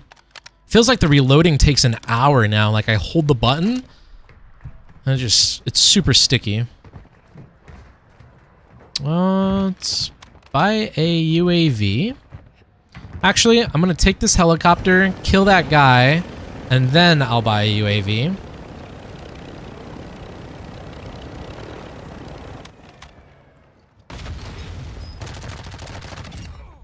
Oh, went right over his head.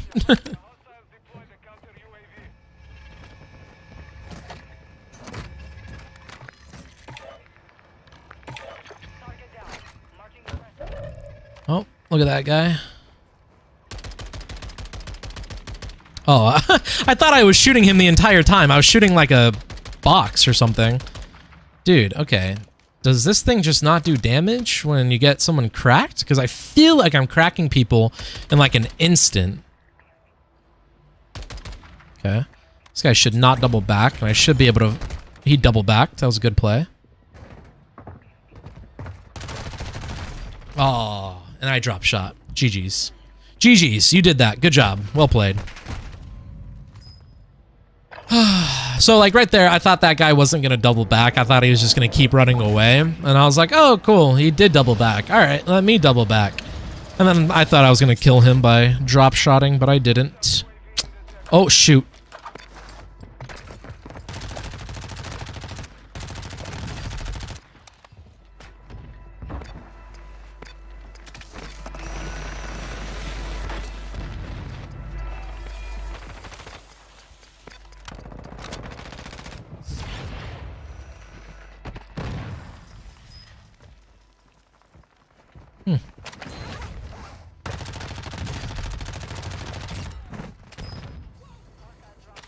Dude, like, I can't reload anymore. Like, it's this gun that I can't reload with.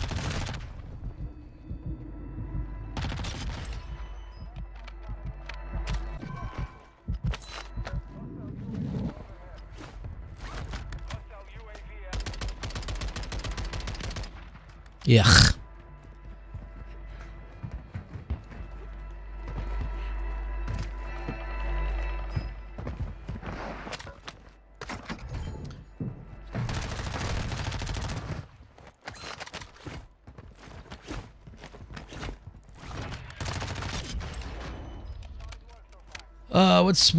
Let's go. I got paid. I can finally buy Vault Edition. Yes, we can spend all our money on Vault Edition. Let's go.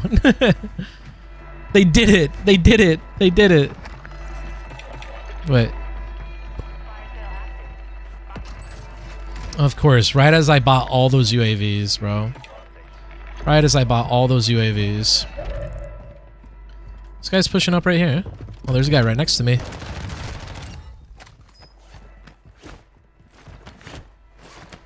That guy's underground, but I don't know if he's going to push towards me or not. Just hold the pre-aim, slowly push up. Nope. Oh, you can go even further down. I did not know that. As you guys can see, I barely play Resurgence. I mostly play multiplayer ranked play, and then I play Al-Mazrah, the big map. Who's shooting? And who are you shooting at?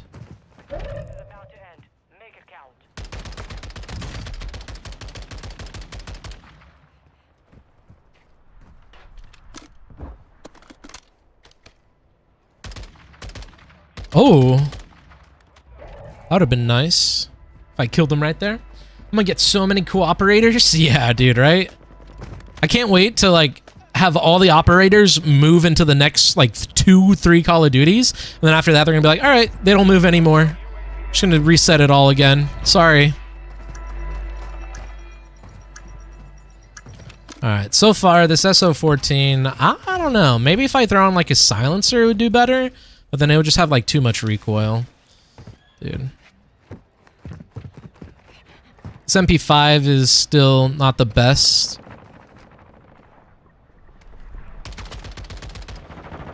Oh, there's a guy right next to me. I can't jump up.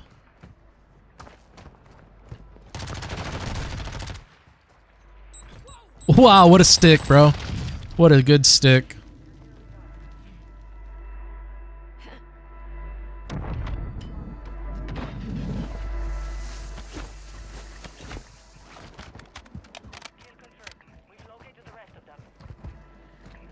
Enemy should still be alive, right?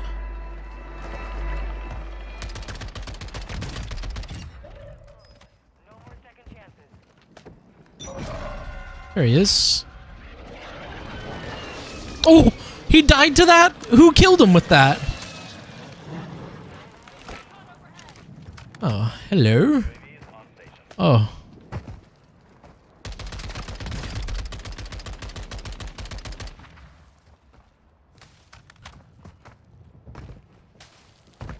Dude, I was supposed to make that jump right there. Dude, I was supposed to make that jump right there, and it just didn't let me. All right. SO14 isn't the best, but that Chimera slaps. That Chimera definitely better than the MP5. That MP5 just didn't, like, work for me. Let's get on Vandal, though. Let's go ahead and get on Vandal. Dude, no, they did nerf it. That MP5 sucks. So, obviously, the Chimera, they updated, and the FR, they updated. They also upgraded the Fennec. So, right there, I was just trying to see if the Lockman was still viable. That thing sucks. It just got outgunned by the Chimera. Again, I miss shots, so at the end of the day, actually, I suck. But let's try out the Fennec now. What would be a good Fennec class, though? 45. Probably a barrel? Because it already has good mobility. Definitely not a barrel, then. Maybe a silencer, though.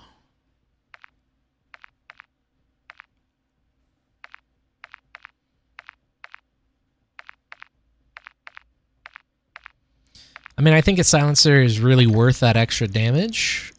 But I'm going to do this.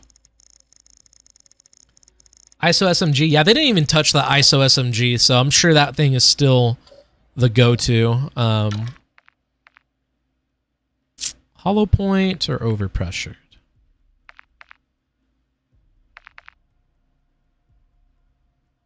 Increase flinch. Make my enemy start flinching so they lose aim assist, please. That'd be pretty sick. I'm gonna stock to aim in faster, I'm sure, right? I think everyone went the agile stock last time. And then rear grip? Rear grip or a laser?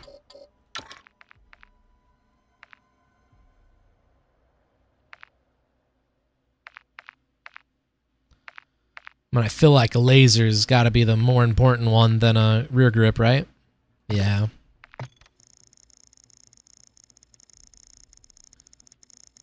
All right. Let's try out this Fennec class. SO14, man, I want it to be good, but that just did not feel good.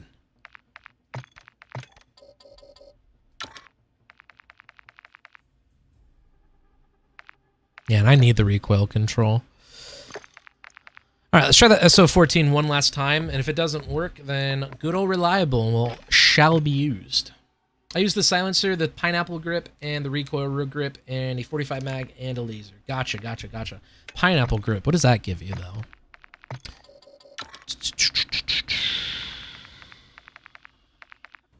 Hipfire accuracy, hipfire recoil control. That hipfire accuracy sounds interesting, because then imagine not even just like aiming in with this weapon.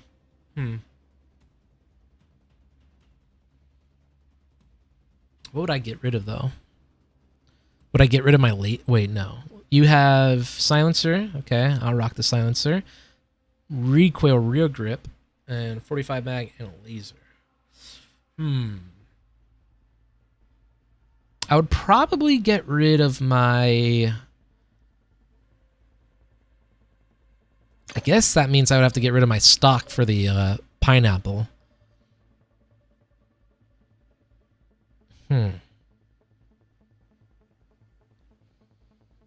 I think what I'm going to do after this then is I'm going to get rid of the ammunition. I'm going to try that pineapple grip, see what that's like, and just go hip firing with it.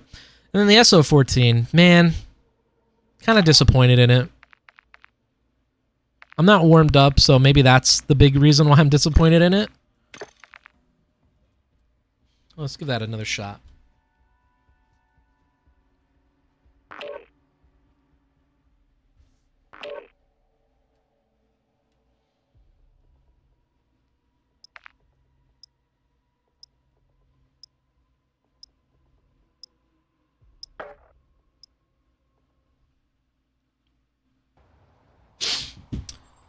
All right.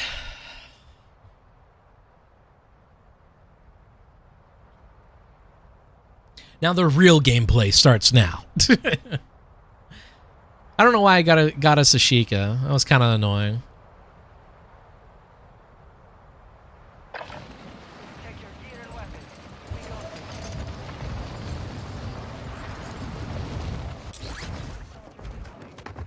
Oh, I gotta die first. Thank you, anxiety.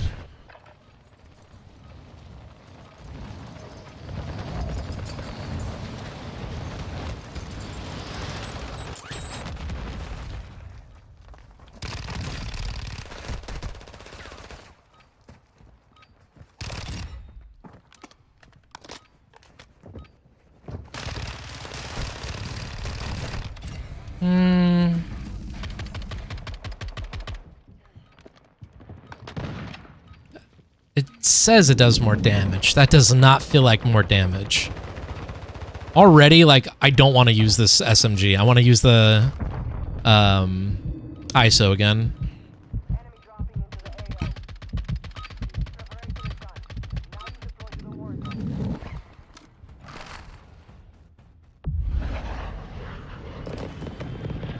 I would say let me hop on and carry, but like, you know.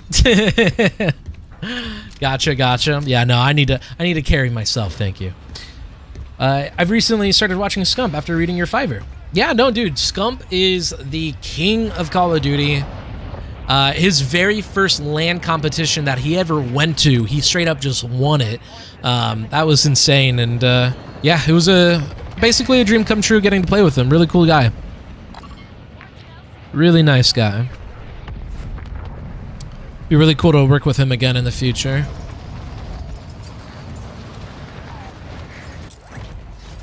Oh no.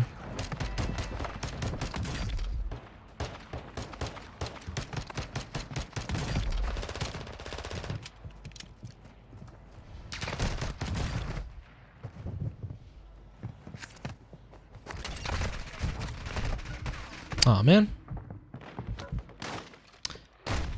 I guess this is a lobby with everyone being good, huh?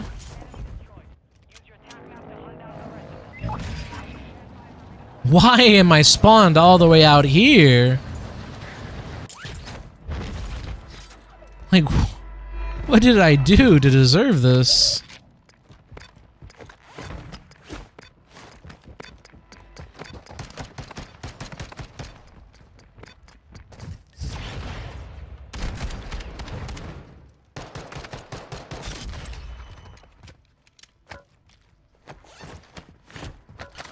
All right, we got the ISO though. Let's see how the ISO is hold up. Is this TAC V? Yeah, this is TAC V. Dude, there's something wrong with the reloading. They like either I need a new controller or they need to fix the reloading. All right, so apparently someone popped something over here. Bunch of enemies over there, so let's go. Nope. I already caught up to everything.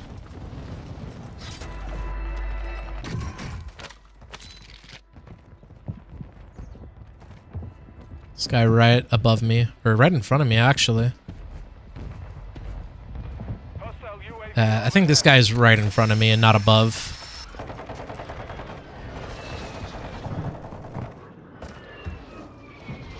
all these guys are fighting below me.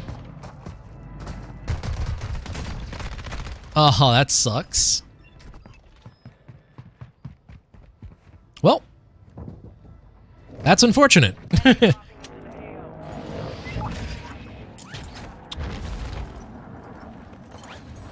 go get my vengeance on him, though. Several people going in for their vengeance, it looks like. Look at that guy.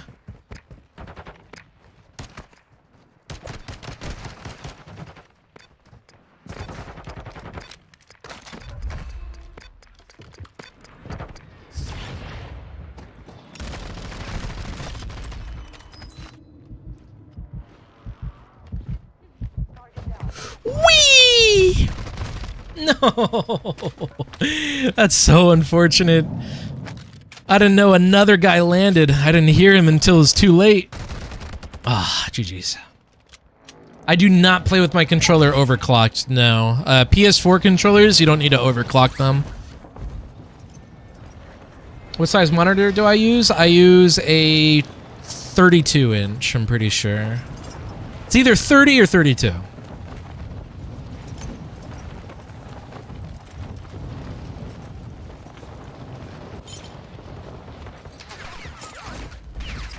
Oh, I thought that guy was gonna fight me.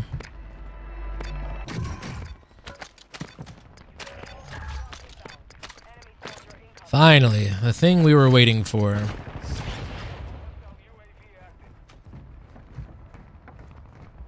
I kill anyone with this RPG real quick? Is that guy gonna swim right there? No? Oh, 3, 2, boom. Nice. I get 2 in a row. That'd be pretty nice.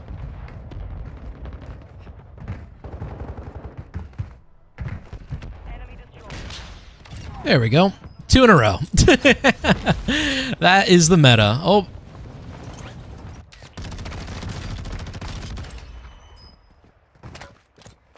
Get to high ground for a second. I'm doing amazing. All right, let's try this Fennec out. Let's try the SO14 out.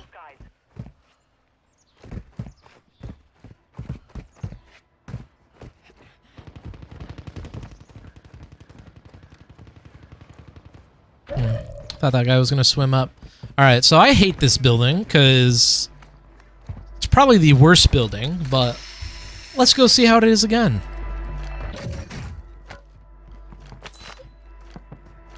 If I hate a building, that means you just gotta force yourself to learn it. This building gives you 0 escapes. Like, there's only like 5 doorways up top, and then if you don't get out that way, you're pretty much done.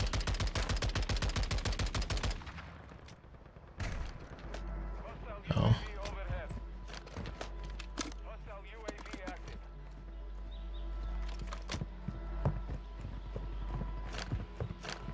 Oh, I didn't know that. I tried PS5 scuff without overclocking and it's so delayed. Yeah, dude, heck no. I am never using a PS5 without it being overclocked. Alright, this guy is gonna kill me right as I push up. And they're all fighting again over here. Are they on the rooftop? I actually don't like this area. I'm actually gonna leave. Go land on top of here. Come on, I have a Fennec to try. Where are you? Replace.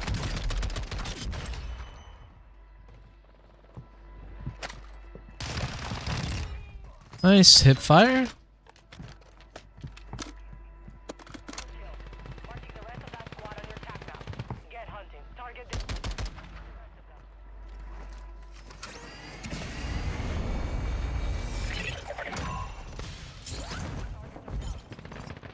Okay. That guy did not see me, thankfully. Oh, he did see me. I'm sorry.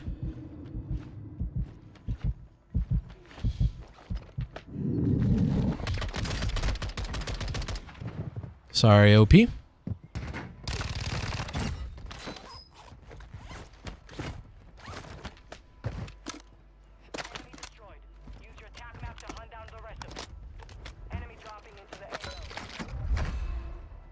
Landed on that side.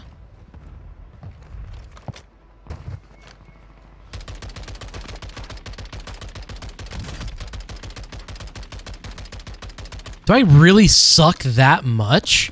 There's no way I suck that much, right? I'm like so disappointed in myself. Hold on, let me buy a...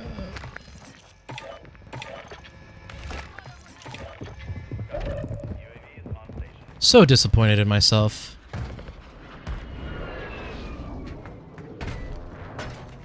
Why are you here?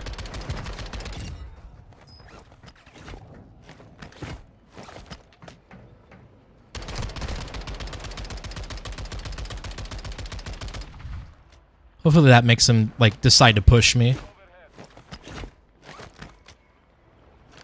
Kill confirmed. We've located the rest. Hostile UAV in this sector.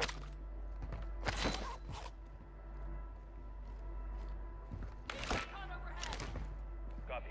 UAV. Oh, he got the high ground on me, huh? Hostile UAV over. He got the high ground on me. Will I beat him before I get up this ladder? Yep.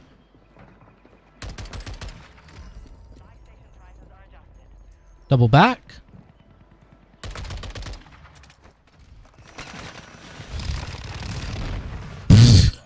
Dude, what kind of play was that? What kind of play was that?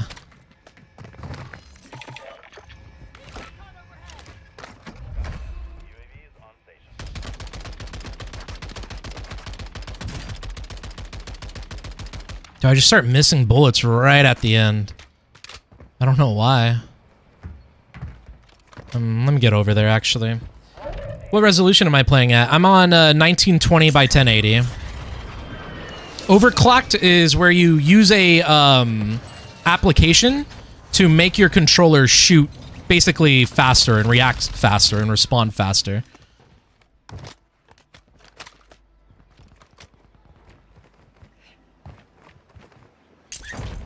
Because, like, the PS5 controllers, Fox, when you're playing on PC, the PS5 controllers, they have, like, a 1 millisecond delay, which you can't have that when playing. So, by playing this game, or, I mean, by using the application, you can make it where DS4 doesn't have you, basically lagging whenever you use your controller. Every input you put in is a raw input.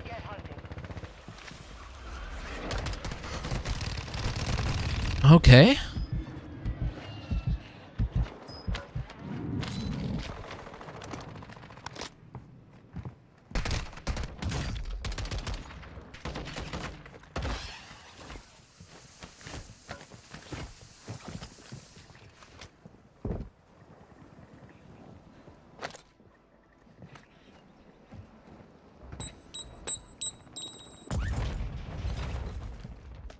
These guys are annoying.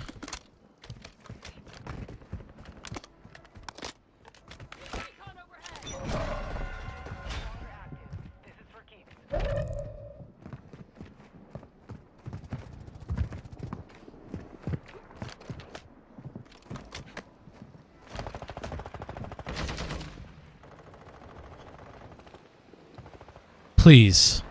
You've been annoying me all day. Oh my gosh. Dude, this guy is so annoying.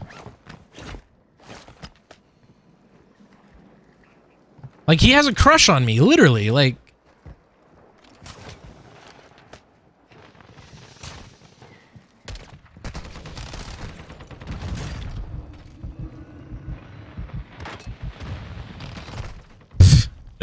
That sucks. That sucks. GG's.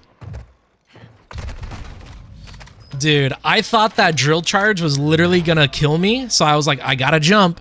And then as I stand up, I see that drill charge shooting into the building. I'm like, what? Okay, cool. So now I just want to play one last game and test out the standard meta. That was the last meta. That's gonna be the Cronin Squall, and that's gonna be the ISO. So right there, honestly, that Fennec felt good. Yeah, that Fennec felt good. but it did not have enough ammo, I feel like. And because of that, and don't tell me. No, I wanted to play Vondel. I wanted to play Vondel and I have to play Ashika. No.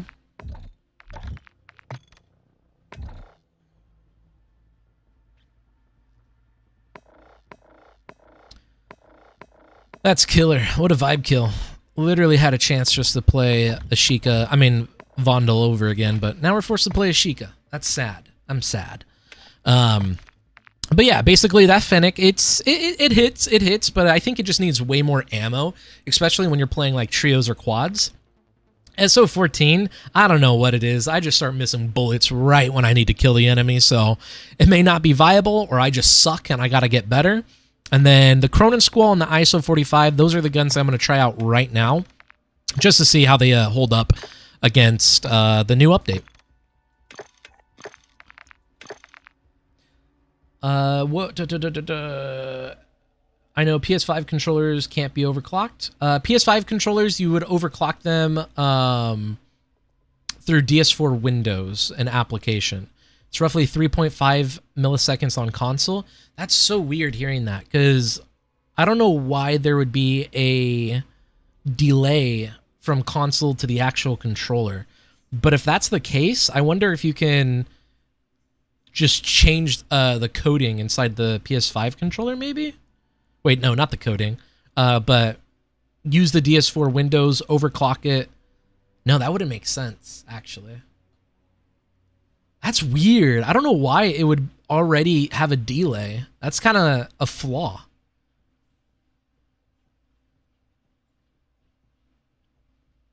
Oh my gosh, yeah, dude. I wanted to only play Vondel today, and already I played Ashika twice. Super annoying.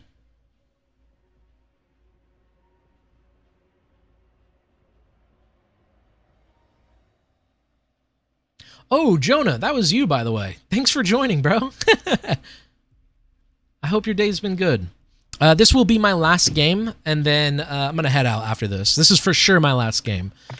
So, a quick update of the day. The Lockman sub, I really don't like it. That thing, it just shoots pellets, especially compared to the Fennec and the ISO. That being said, the Fennec really needs like more ammo, I feel like, for it to be viable. Therefore, the ISO 45 is kind of just like the go-to now.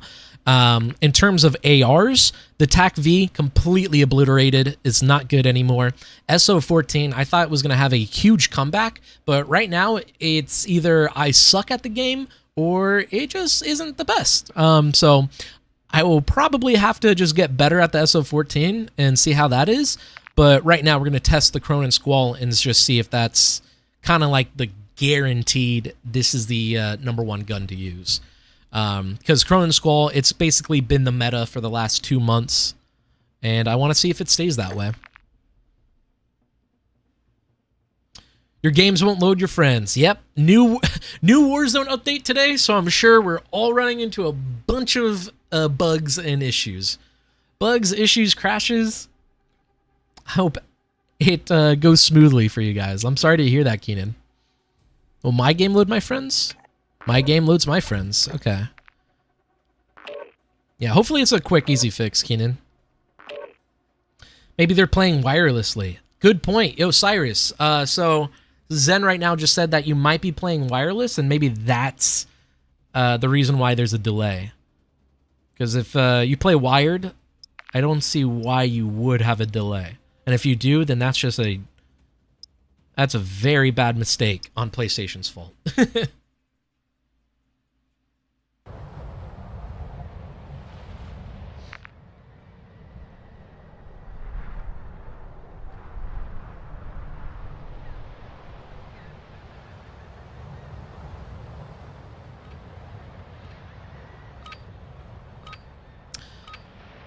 All right, this is going to be my last game. Let's make it a good one.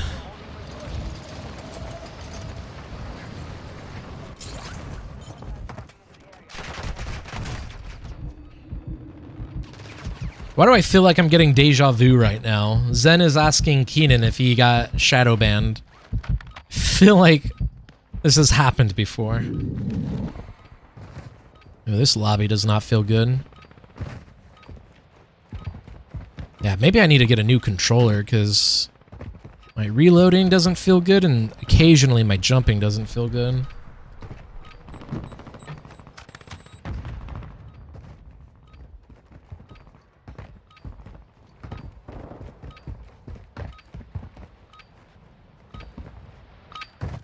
Just doesn't load your friends. Yeah, I guess just a standard Call of Duty bug, huh?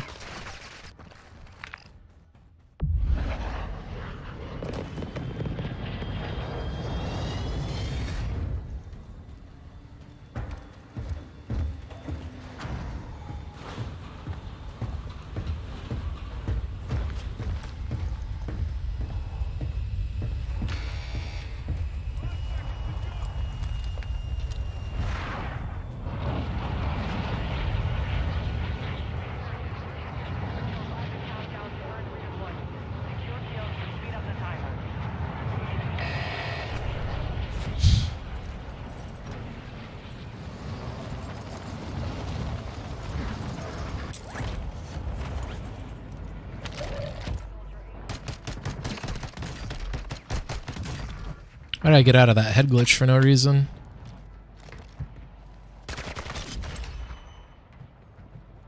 Oh.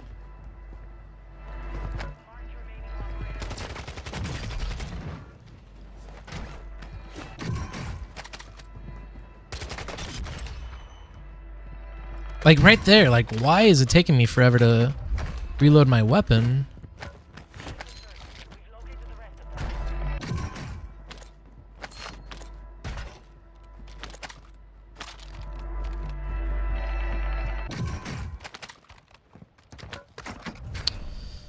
Alright, let's go see if we can find any more enemies, yeah?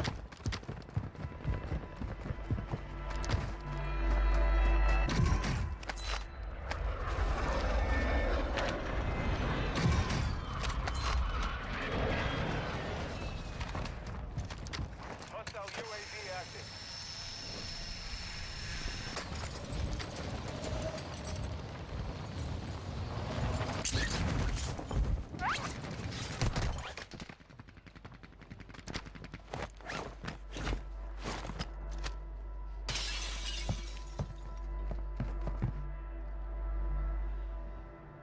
So wait, these guys just stood in the window and said, kill me?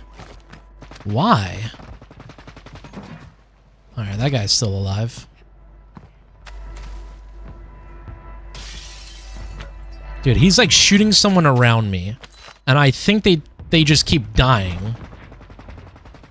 Like, who is that guy shooting at? Alright, he's not looking at me anymore. I guess now's my time to go, huh? Yep, he's not looking at me anymore. Let's go.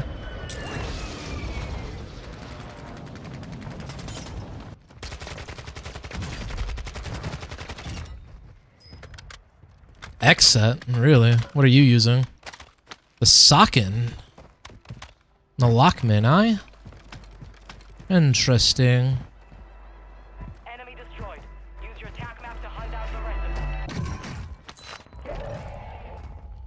This guy's still floating? Yeah, he's still floating. If I just get him out of the game, he's X set apparently.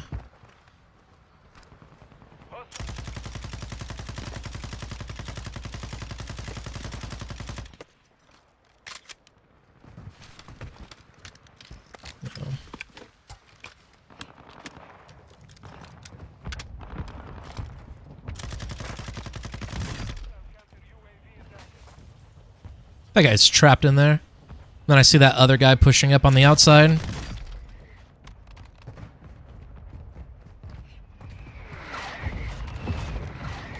Should be two people over here.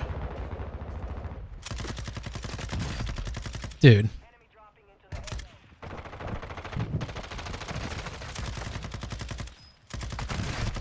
Finally, bro. I was about to say, like, give me a kill with this gun.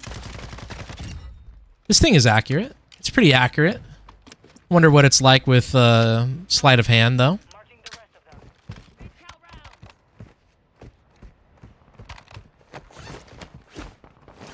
I've noticed a lot of people have been using the 74U lately, like as a class, like for like a sniper support. Because I mean, it's a really good gun. It was really good when the game first dropped, and then people just kind of stopped using it. Hold on, I heard someone flying in over here. Yep. Wait, I just wallbanged him or what? Actually, I'm not gonna die. I'm gonna keep using this until I have to get my loadout. Back what I miss, lol. I love taking people's loadouts. It's like a gun game and Warzone all in one, right? I should just make a video out of that. Warzone, but it's gun game.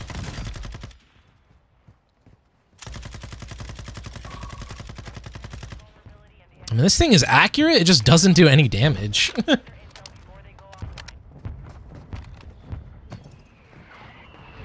But yeah, like the Chimera, AK-74U, the FR, those are like pretty good sniper supports. Dude, just die. Yeah, this gun just does not do enough damage, it looks like.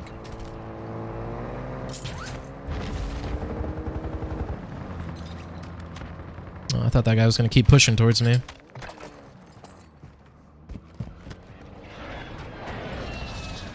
Alright, let's actually try the Cronin Squall and the ISO out. This thing has a little bit more kick than normal.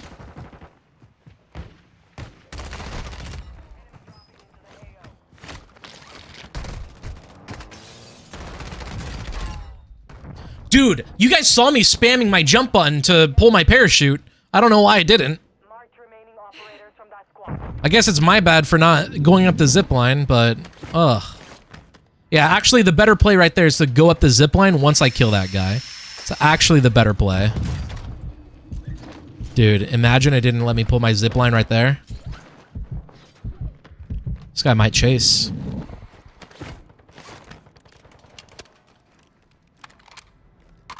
Chimera, it's shooting spitballs. Nerf darts. It's shooting nerf darts, spitballs. I don't think that guy... that guy's just gonna hold me more than likely. Should I re-challenge that? I'm gonna re-challenge that.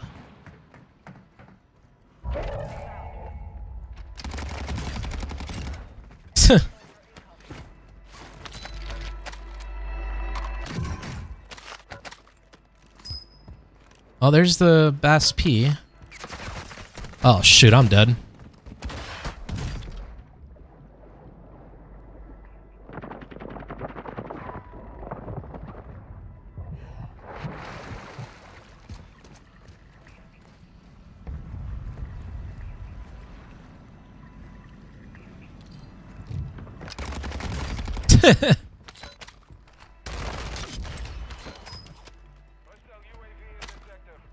Yeah, no, dude, Cronin Squall is way too solid. Ooh, almost literally fried me right there. Good movement. I did not expect him to slide right there. Everyone's just sliding more. It's just in now, huh?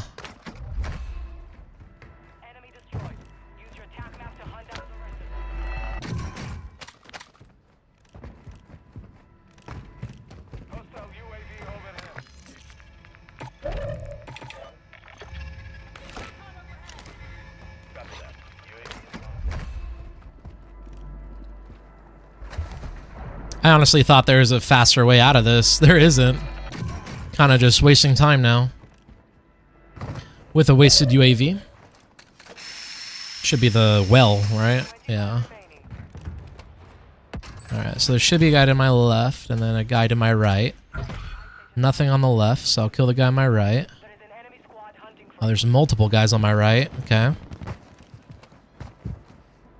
Reposition to kill this guy over here. Where is he? Where'd this guy go? There's a guy over here and then he just disappeared. Oh, he ran away, that's why. Who is he fighting? Why are you shooting me, brother? I can't believe that guy shot me first. I can't believe that guy shot me first. Did he only see me? Yeah, he only saw me. That stinks.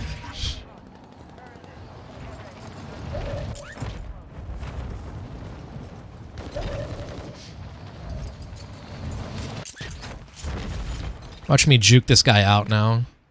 He saw that I landed over there, and I'm literally just gonna run in a circle and shoot him from behind now.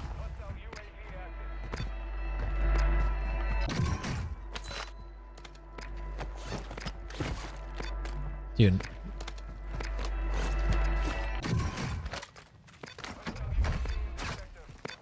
Uh-oh.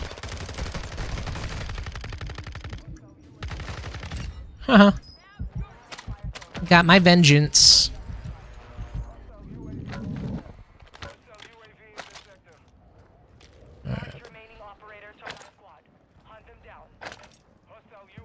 Now, where is my...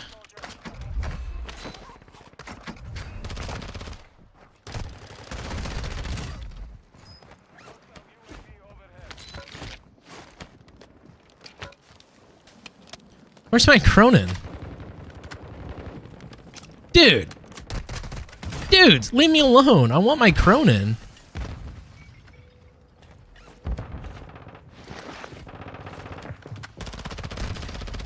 Yeah. Alright.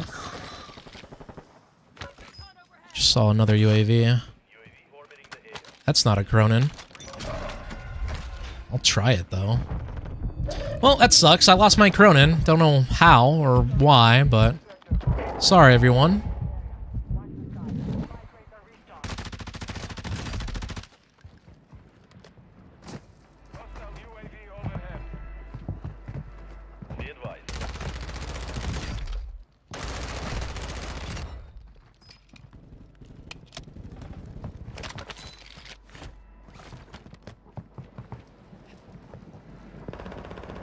There's a guy like under me. Yep.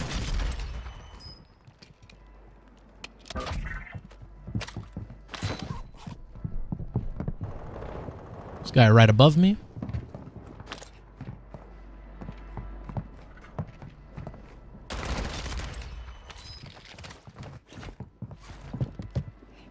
There's a guy right below me. No, he saw me? He saw me or he heard me or... he saw me. No way he saw me. Oh well. It's all good. Alright, GG's. This guy has 19 kills? Dang, I should have actually, like, took that serious, and then... I think that's my biggest downside, is I never take things serious. Oh, man. GG's, GG's. Alright. Cool. So I got what I wanted to get done. Definitely, I would say the Cronin Squall is still meta. The... Oh, come on. Stop lagging. All right. Yeah, so definitely the Cronin Squall is for sure still meta. I think this is the go-to gun. SO14, unless you have a really good semi-automatic shot, I would say that is the next meta long range. For close range meta, ISO 45 still solid. Apparently, the Lockman sub is still solid. I didn't like it when I was using it, but right there, I just lost a gunfight against it. So, obviously, still pretty viable. And then the Fennec. I didn't mind it. It just felt like another ISO, just less bullets. And, yeah, that's about it. I would definitely probably keep running the Cronin Squall and ISO 45 for most of my games, though. And the TAC-V and the MP5 just isn't viable anymore. So... that is good to know. All right. So, ladies and gentlemen, that will conclude our session. We had a lot to do today. I'm glad that we got it all done. We basically went over all of the new stuff coming out for Modern Warfare 3. We went over the update for Modern Warfare 2. We went over Community VOD review. We also did a pro breakdown. And then finally, we played some games just to test these weapons. And we figured out that the ISO and the Cronin Squall are still pretty dominant. Probably the meta going forward. But I'm going to go ahead and end it there. Ladies and gentlemen, please let me know if you have any final questions. You can just text me right now and I'll message in the chat, and I'm always happy to help. That being said, if you guys want to join my Discord, Fiverr, ask me questions, you can ask me questions there. I'm always happy to help as well. And then, of course, I'm going to be live every Wednesday at 10:30 a.m. Pacific Standard Time for Better Gamer. So, real quick, I just want to give a huge shout out to everyone who stopped by. Thank you to everyone who stopped by. Fox, Mike, Viper, SureShot, Zen, Mike, Zen, Shogun, or Cyrus, Jason, thank you for stopping by. We also have Jonah. He stopped by. Appreciate it. And then, Jonah, I think you changed your name from the South Gaming, right? So yeah, thank you, Jonah, for stopping by. Thank you, Keenan, for stopping by. I hope your day goes good and you're able to find your friends list. Right, I hope your friends list starts working. You're here from start to finish, Fox? Wow, yeah, dude. Huge shout out, bro. That helps me a lot. Thank you so much. But yeah, no, thank you to everyone who stopped by. I appreciate you guys. I'll be live again next week, Wednesday. I hope you all have a great night. Thank you all, and peace. Good luck in the rest of your games.